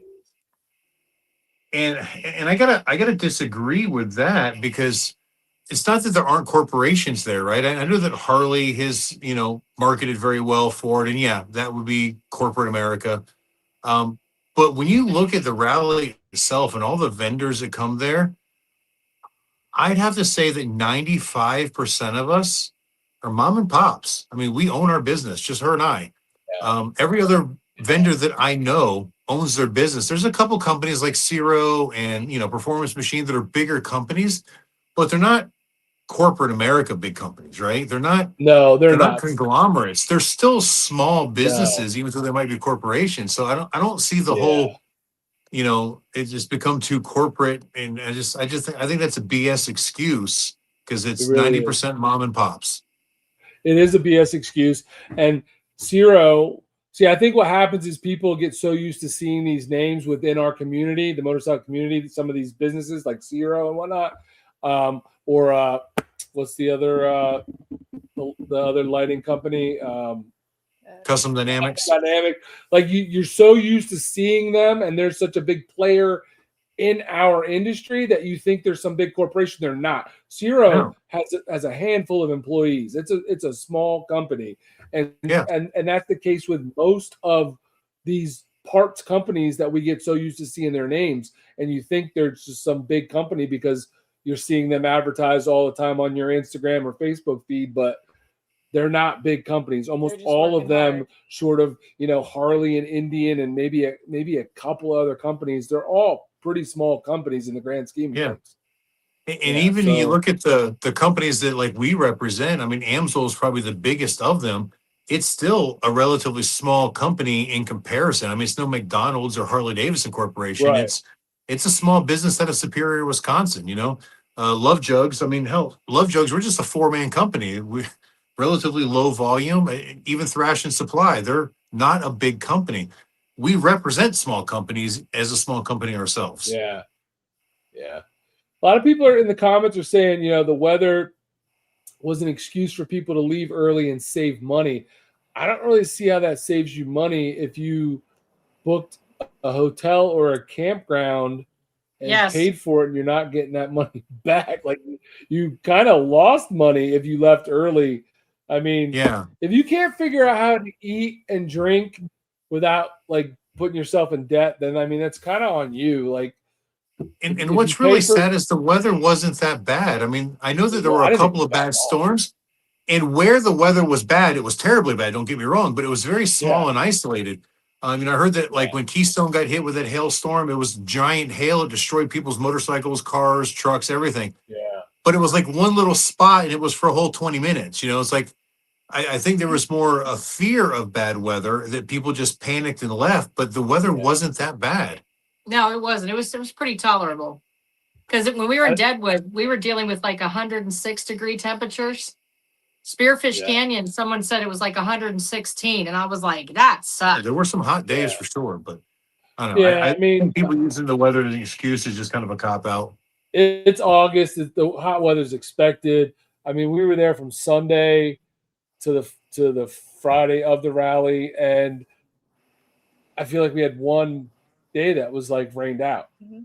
One day, like that Wednesday or whatever, where it was like it was just kind of a rainy day all day, and we were like, all right, we're just gonna hang out. I'll do some editing, and we'll just chill.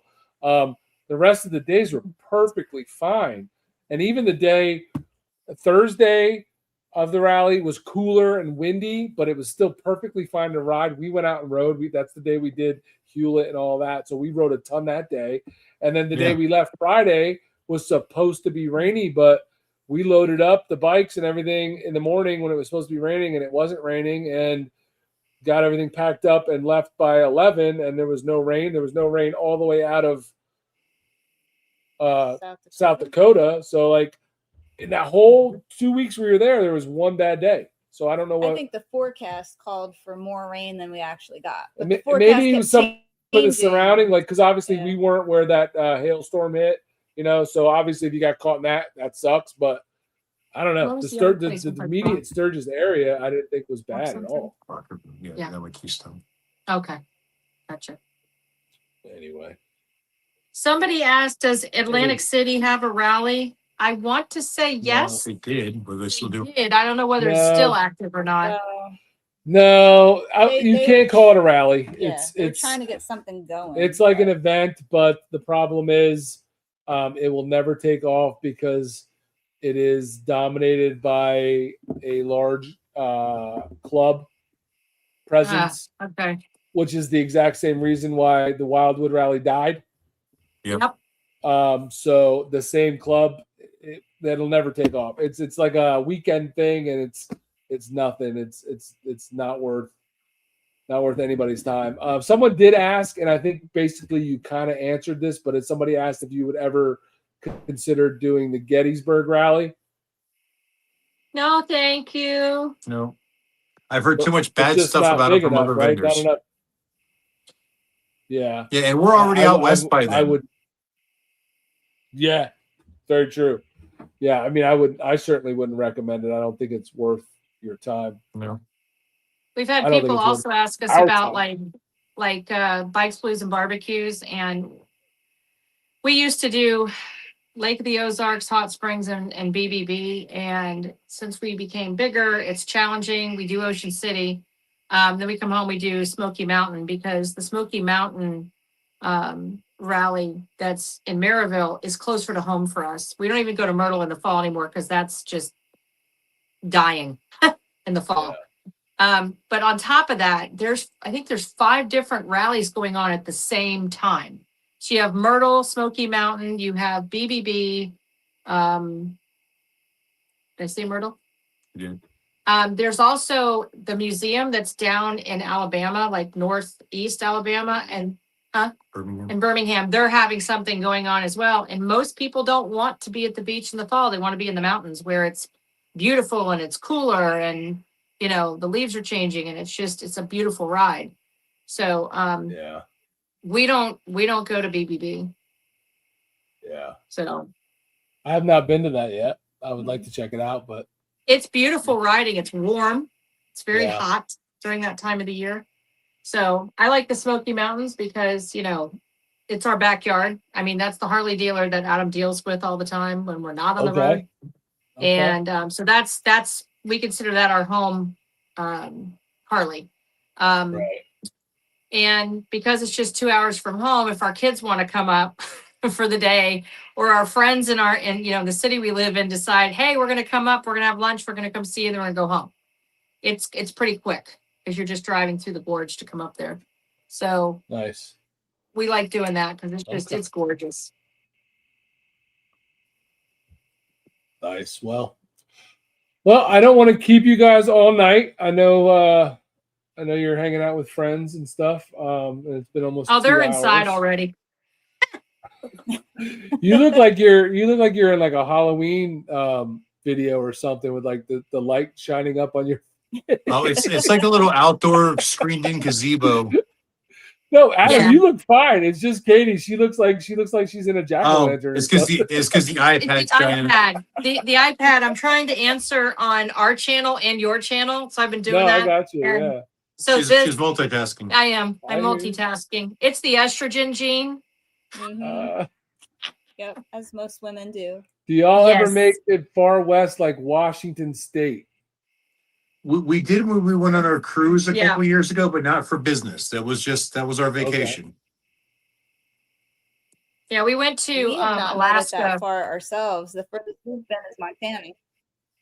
Well, we went to Alaska. So, I mean, that was a couple summers ago, and we left after Sturgis. And then the same friends that we're with right now, we borrowed one of their cars and we went farther west and got on a cruise ship, did Alaska. And then we came down. I don't even know what road it is, but It's the 101 the Pacific one Highway. we Yeah, came down that way. all the way through Oregon into Northern California. We even stopped and I think we had dinner with one of our subscribers. Yep. And it was fun. I'm definitely an East Coast girl or a golf girl. I really like my golf, and the beach sand is hot. I'm just gonna say that. He wanted to go in the Pacific Ocean. I'm like running as fast as I could because I'm like, oh my God, my feet are on fire. I miss the East Coast. It's pretty, lots of, huge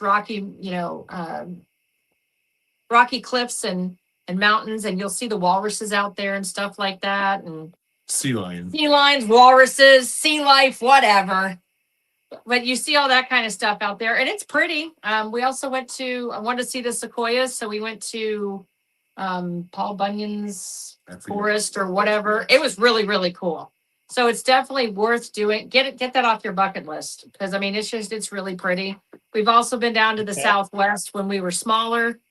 Well, we've been to every state in the United States except Hawaii, and that we're hoping to take care of next year. Yeah, Hawaii's next year for our 30th wedding anniversary. So, Oh, there you go. Oh, nice. That'll be awesome. of course, we're not going during our anniversary because we'll probably be at Wisconsin Dells again. Who knows? Oh, so it's coming up. Yeah, so everybody's going to Wisconsin Dells. That's our anniversary. Oh, shoot. We're gonna Bring work gifts. That's right, Gamma. We're gonna work Bring it. gifts.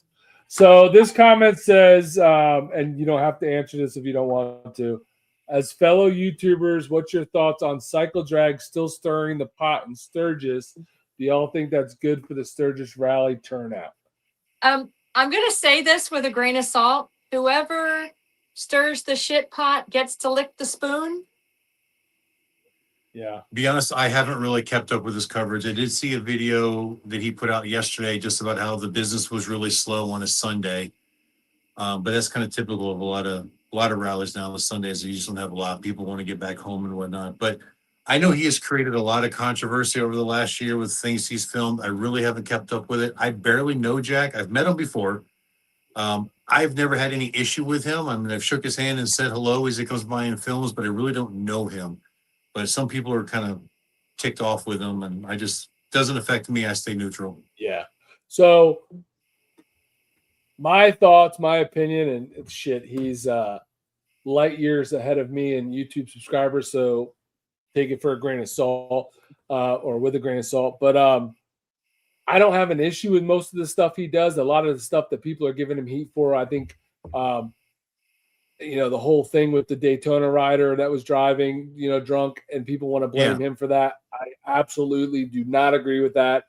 I saw the video clip, and I don't know what else he was supposed to do without getting himself in trouble. Guy made his own decision, and that's his responsibility. So I don't think that's fair that people blame him for that and the heat he's getting.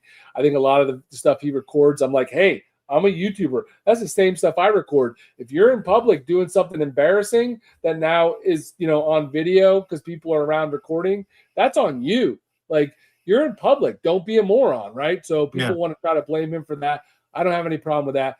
There are some things he does that I'm like, I wish he would show less of the police interactions, because I think they're kind of cheesy, and it kind of sheds a bad light on these. Yeah, there's a lot of police contact with civilians at the rallies because people are doing dumb stuff, but he likes to kind of interject himself into those, which I wish he wouldn't do, but that's what he does. There's some times when he's done some things where he's talking to people that I thought were weird and a little uncomfortable or awkward, but for the most part, I mean, he's just out there doing the same stuff I do. So I personally don't have a problem with it. Like, I think he gets a bad rap for some of that stuff. People don't want to take personal responsibility for their actions in public, and they try to blame him because he recorded it, and it's not his fault. Yeah. Well, the only thing I know of that he kind of got on some people's backsides was bad sides, not backsides. Wow, what are you thinking about? I guess he filmed a couple of various bartenders, and then that's the same guy. And then, like, he would post a photo and then leave some kind of a comment enticing people to leave negative comments about that photo. And so he's put some of the bartenders or girls that were, but what he's done is he's opened that door for people to come in and leave very negative and hurtful comments about some of these girls that are just kind of asinine. And I don't agree with that. Now, with that said, I don't know every one of the bartenders that are out here traveling with us, but we know a lot of them, and we know a lot of them very well, and they're great people. So, and I put the bartenders in my videos a lot too, but the thing is I try to put them in there in more of a positive light. I mean, we're friends with most of them. That's why, like, when I walk up to them, they're usually happy and smiley. When Jack walks up to them now, they just flip him the bird and say, get the hell out of here, He's kind of crossed the bridge there where they don't want to work with him. And, at the same time, I kind of get it. These girls right here working, and he makes them look like they're just slutty whores, and they're not. Most of these girls are their moms, their teachers, they have lives. This is their job, just like it's our job, And so I try to put them in a little bit more of a positive light because I think they deserve it. But I don't know. A lot of people just seem to think he doesn't have any respect for women, especially the bartenders, and I try to put them in a more presentable light and entice people to go visit the bartenders and tip their bartenders and try to help them, make them more successful. And I don't know whether you guys are aware of this, but there are, not this year as much because school started the way it did, but there's a lot of bartenders that are teachers, and they make a big chunk of money that they put into their classrooms for the students that they don't get money for. And that's another aspect that people don't realize. So when you have a YouTuber who, for lack of better words, is putting that information out there, and they're getting the views and that kind of thing. You know, that makes them feel really bad too, because they're like, that's not what's going on at all. There could be a single mom out there and she could make $10,000 in Sturgis and tips, and that floats her for the next probably 5 or 6 months. But then you have these people who are bad mouthing them, and that's not okay. That's not a positive thing. And I don't agree with that at all.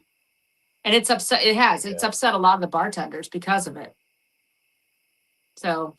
Well, I mean, he's going to have to deal with that, because when he has less and less places that he can go to and less people that would talk to him, that's, you know, that's only going to affect him. So it's his problem more than anybody's, I guess.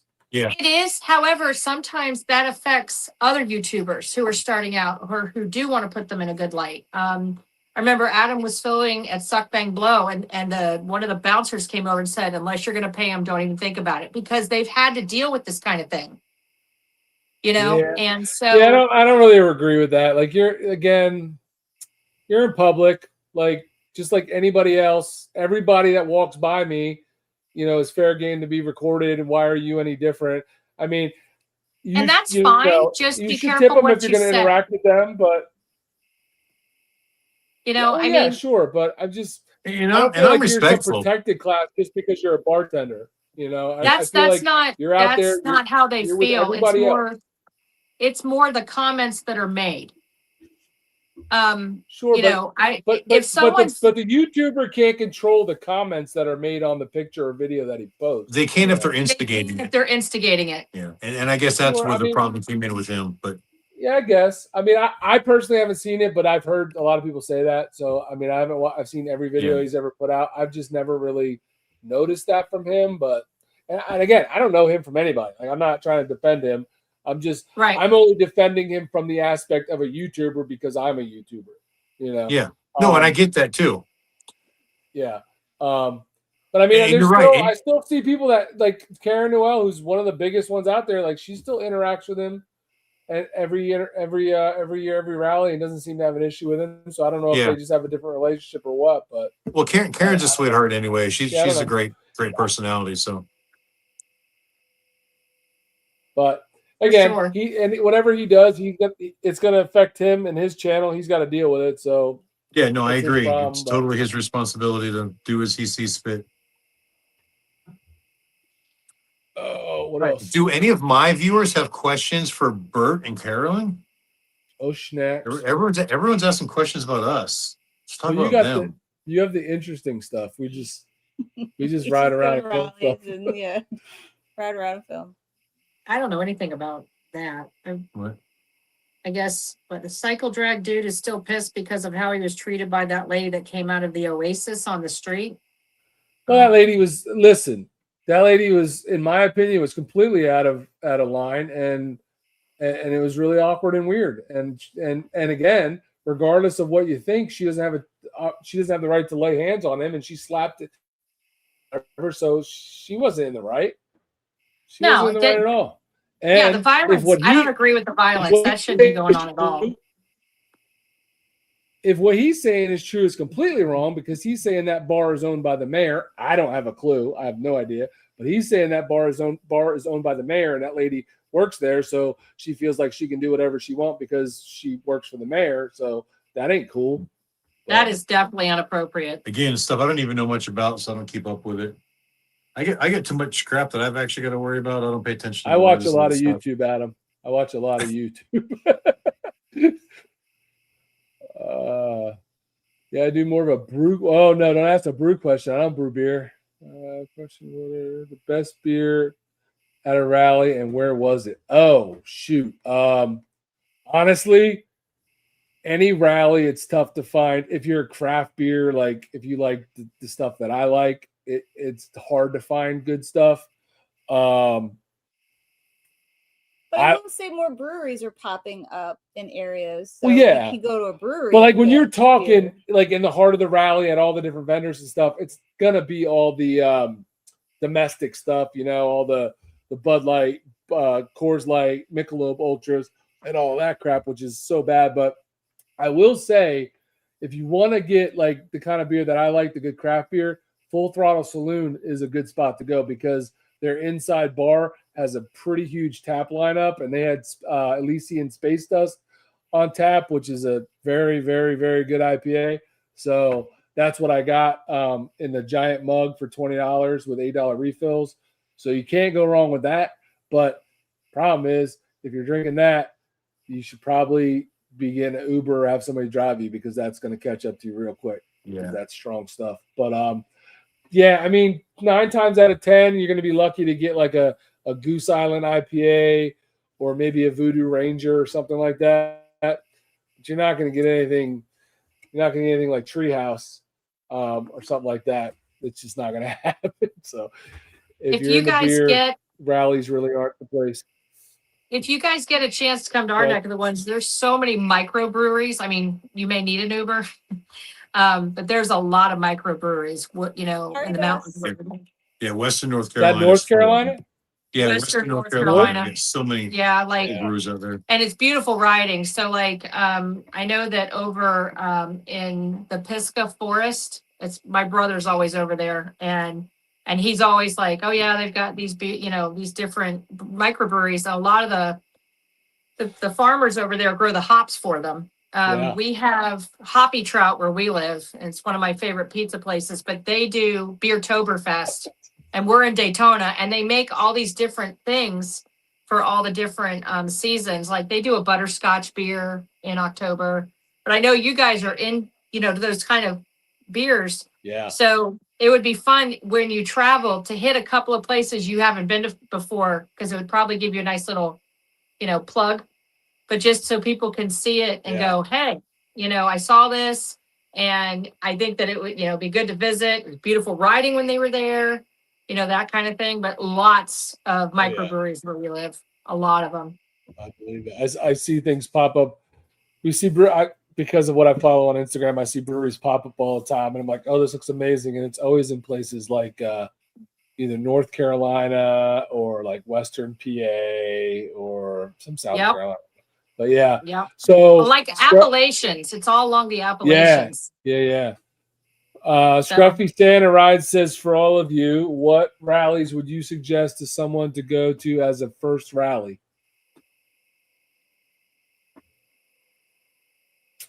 What one would be a good first rally? I would say Sturgis. Yeah, I would definitely stay Sturgis and allow yourself 10 days there.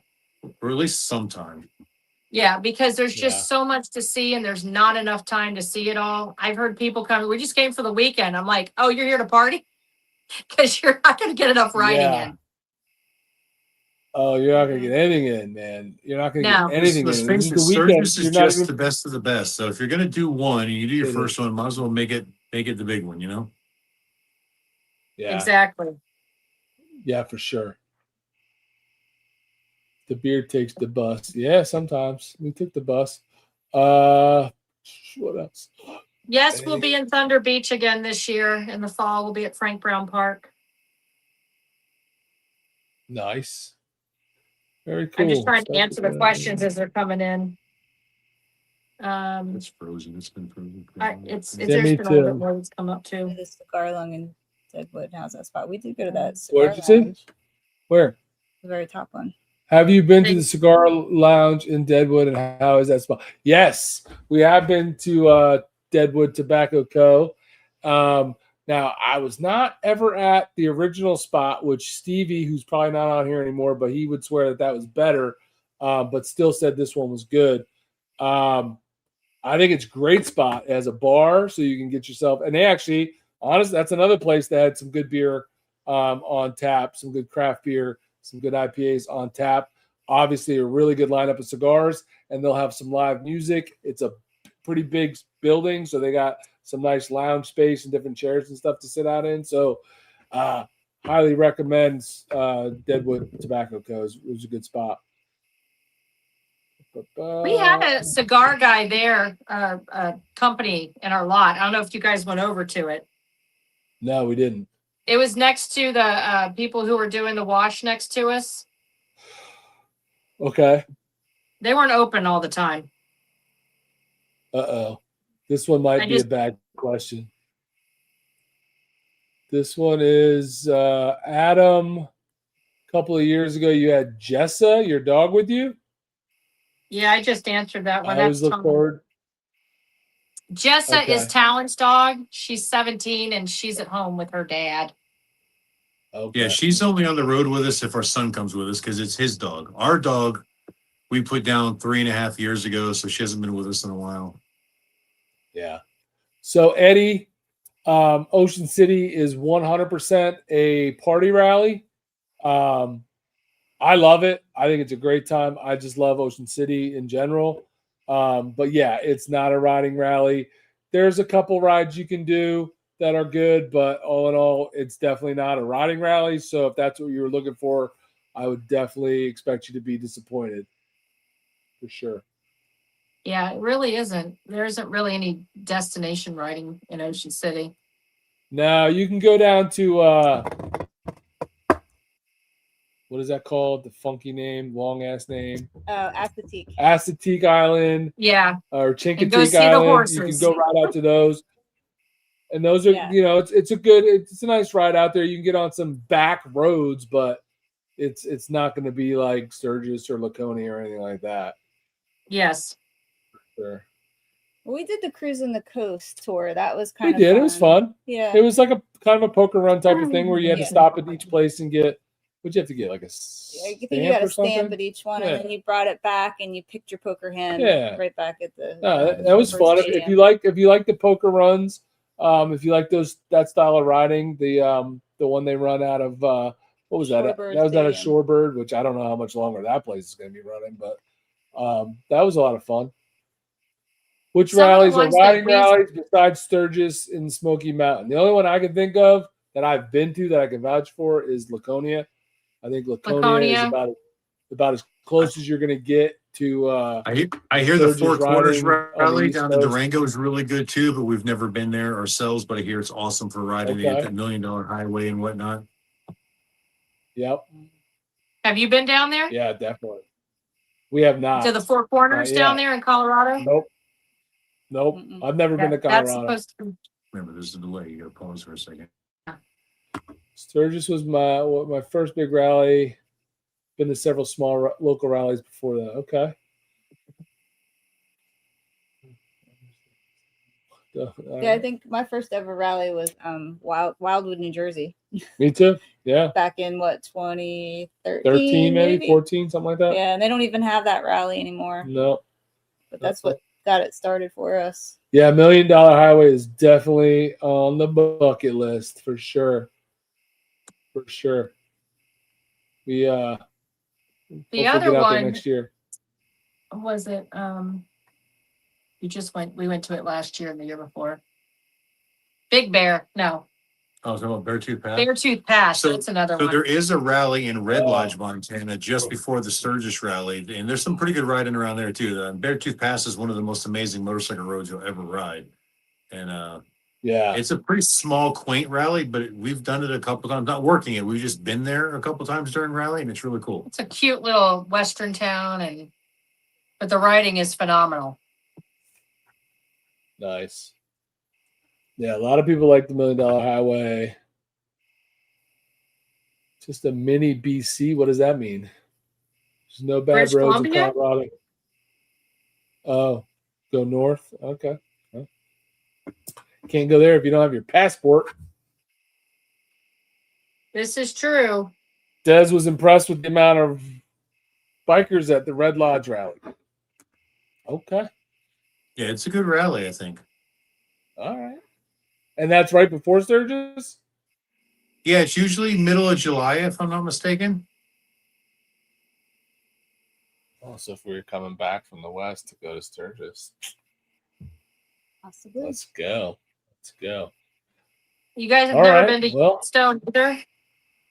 Where? Yellowstone?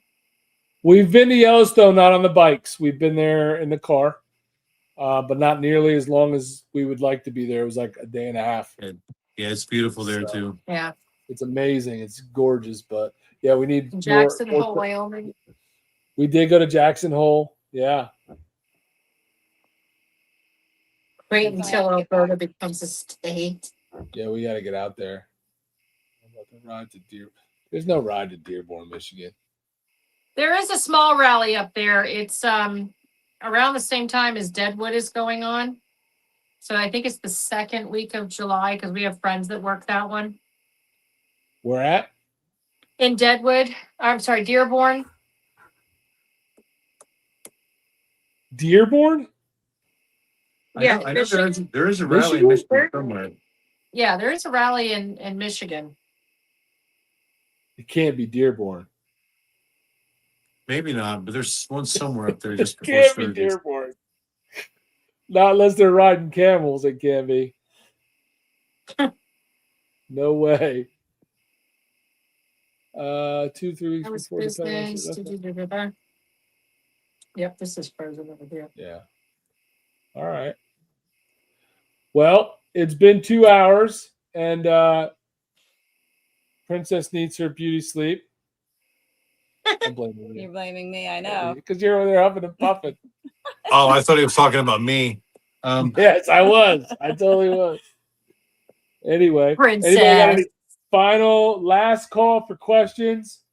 Last call for legitimate questions for Adam or for us? Will Adam ever do Arizona Bike Week? You know, I'd love to do it again. We haven't done it since 2018, I want to say. I really enjoyed being out in Arizona. It's just so expensive to travel out there. And there are some hiccups that come along with it. The Scottsdale place that's hosting the rally, it's very expensive for vendors. They don't want us to stay in our rig inside, so then I got to split things up and then rent a hotel room if I want Goliath indoors. There's a bunch of hurdles where they don't make it easy to do, but we haven't been out real west in so long. I'd love to go do it again. I just need an excuse.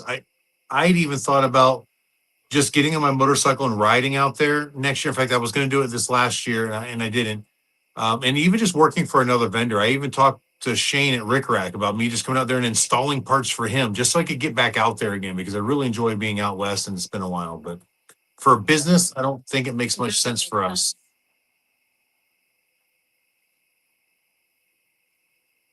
Okay. Yeah. Well, We did a long one time last ago. question. And it's, yeah. When we were smaller, Okay. we would go hit well, we were doing Peoria. Yeah, we did the three. So we would do it was called Phoenix Bike Fest, right? Which happened the same time as Arizona Bike Week, but it was a couple towns away over in Peoria outside of Phoenix instead of up in Scottsdale. One time in Cave Creek. Yeah, one time we did Cave Creek, but then we'd also do the Yuma Prison Run, which was a very small rally. I don't even know if I call it a rally. It's more of just like an event, right? And then we would go do the Laughlin River Run. So to go out there and do 3 events, we could kind of justify the trip. It made more sense. But then 2 of those, the Laughlin River Run got canceled, the Yuma Prison Run got canceled. So then it was just Arizona Bike Week. And the Peoria Bike Fest or the Phoenix Bike Fest got canceled as well. So it only left the one option and it just wasn't ideal. And truth is, back then we had the dog too. They wouldn't allow the dog inside the venue. So then I was like, now I got to kennel my dog to go work. And I'm like, no, I'm just not doing all that. Jeez. Okay. Well, I got one final question from my own personal Did you break even? interest. What months, like when are you like home? When is your like off season? So Yeah, you're after actually, like, Lone back Star up and- Rally, yeah, after the Lone Star Rally, we go home. So that's usually second week in November at the latest. Sometimes it's the first, at the end of the first week. Okay. And then we're usually home until we head to Daytona, which is usually the end of February, beginning of March. So how's your weather down there in like November, December? November's not too bad because that's still kind of finishing up fall time. It's usually fairly nice during the day. It gets pretty chilly at night. December, it starts to get cold. January, February, sometimes it gets a little bit brutal. I say brutal. It's not brutal like New Jersey temperatures, but we'll get some cold temperatures. We get maybe an average of 10 inches of Yeah. snow a year, but we do get quite a bit of ice. Sometimes we'll get a whole week where it's only in the 30s or something. But yeah, it's not miserable winters, but It's it's drier, I think, than it is like no, we get a lot of rain in the winter. We do get rain, but like when we were living in Central Florida, where we grew up, it was just kind of like, it was so wet and cold and the wind would just go right through you. And you don't get that as much because we're protected by the mountains. Yeah. So that helps. So Why, you gonna come visit us this winter? well, yeah, we talked about collabing and riding together. So I was just trying to figure out like when you're home and what the weather's like when you're home. Yeah. Because for you to come to ride in Jersey would be pretty lame because Jersey riding is kind of lame. So At that time of year, I can understand. I'd be more than fine with it if you wanted to come here, but I would never ask anyone to come There's here. gonna be some Follow good on the areas. Garden State Parkway, head towards New York City. Yeah, It'll be fun for all. We'll get on the turnpike. We can do some highway miles. It'd be a great time. Yeah. No, we did the blizzard last year, the day after Christmas. We don't want to do that again. No. Nope, don't blame you. We drove through a blizzard last year on the 26th of December in his truck, and I was really? like, "Oh Yeah, going to what New York state? City. Oh. Go to Jersey and into New York into State. New York City," and I was like, I said, "I thought this city didn't sleep. There's nobody out here." And he goes, "Honey, there's ice and snow everywhere. We shouldn't be out here either." Yeah, no shit. It was crazy. You couldn't even see the roads. It was nuts. So we've been there, All done right. that. Okay, well, I wouldn't want to do that again either. Yeah. All right, well, Well, you listen. got my cell phone. If you really want to plan a vacation to come visit with us, we'll make that happen. Are Yeah, you into for sure. casinos? Do you like casinos? I like casinos. My wallet does. Well, my wallet doesn't either like them because I lose every friggin' time. We're very unlucky people. We're the unluckiest gamblers ever, We are. man. We've We never never won do anything. well. I won one time, and I've been doomed ever since. So, Good job. I used up all my good luck. But yeah, but why you got casinos by you? 7 miles A from the couple, house. Okay. Well, Yeah, I would hit up it's close I do by. like some roulette. We like some roulette. So does Adam. This is the only game I play, really. Yeah, it's Oh, fun. nice. It's fun. All right, You guys guys. can have some Everybody in the fun. side chat, we appreciate you guys. All this has been a great group tonight. A good number hanging out with us and shooting the shiz and asking questions. We appreciate you guys tuning in. Everybody on Adam's channel, thank you for watching. Had a good time. So maybe we'll do this again. If Adam wants to catch up again after another rally, we're always here. Hit us up. Let me know. We can do this Absolutely. again. Well, we'll probably see you at Ocean City, so maybe we'll plan for after Ocean City. All right. All See right. that? All right, guys. you, Till the guys. next time we see you. Keep those engines running. What she said. There you go. Great. Was that All right, awkward? guys. Good night. Good night. No, it wasn't. It just there was a delay on our side. Oh. Are we off now?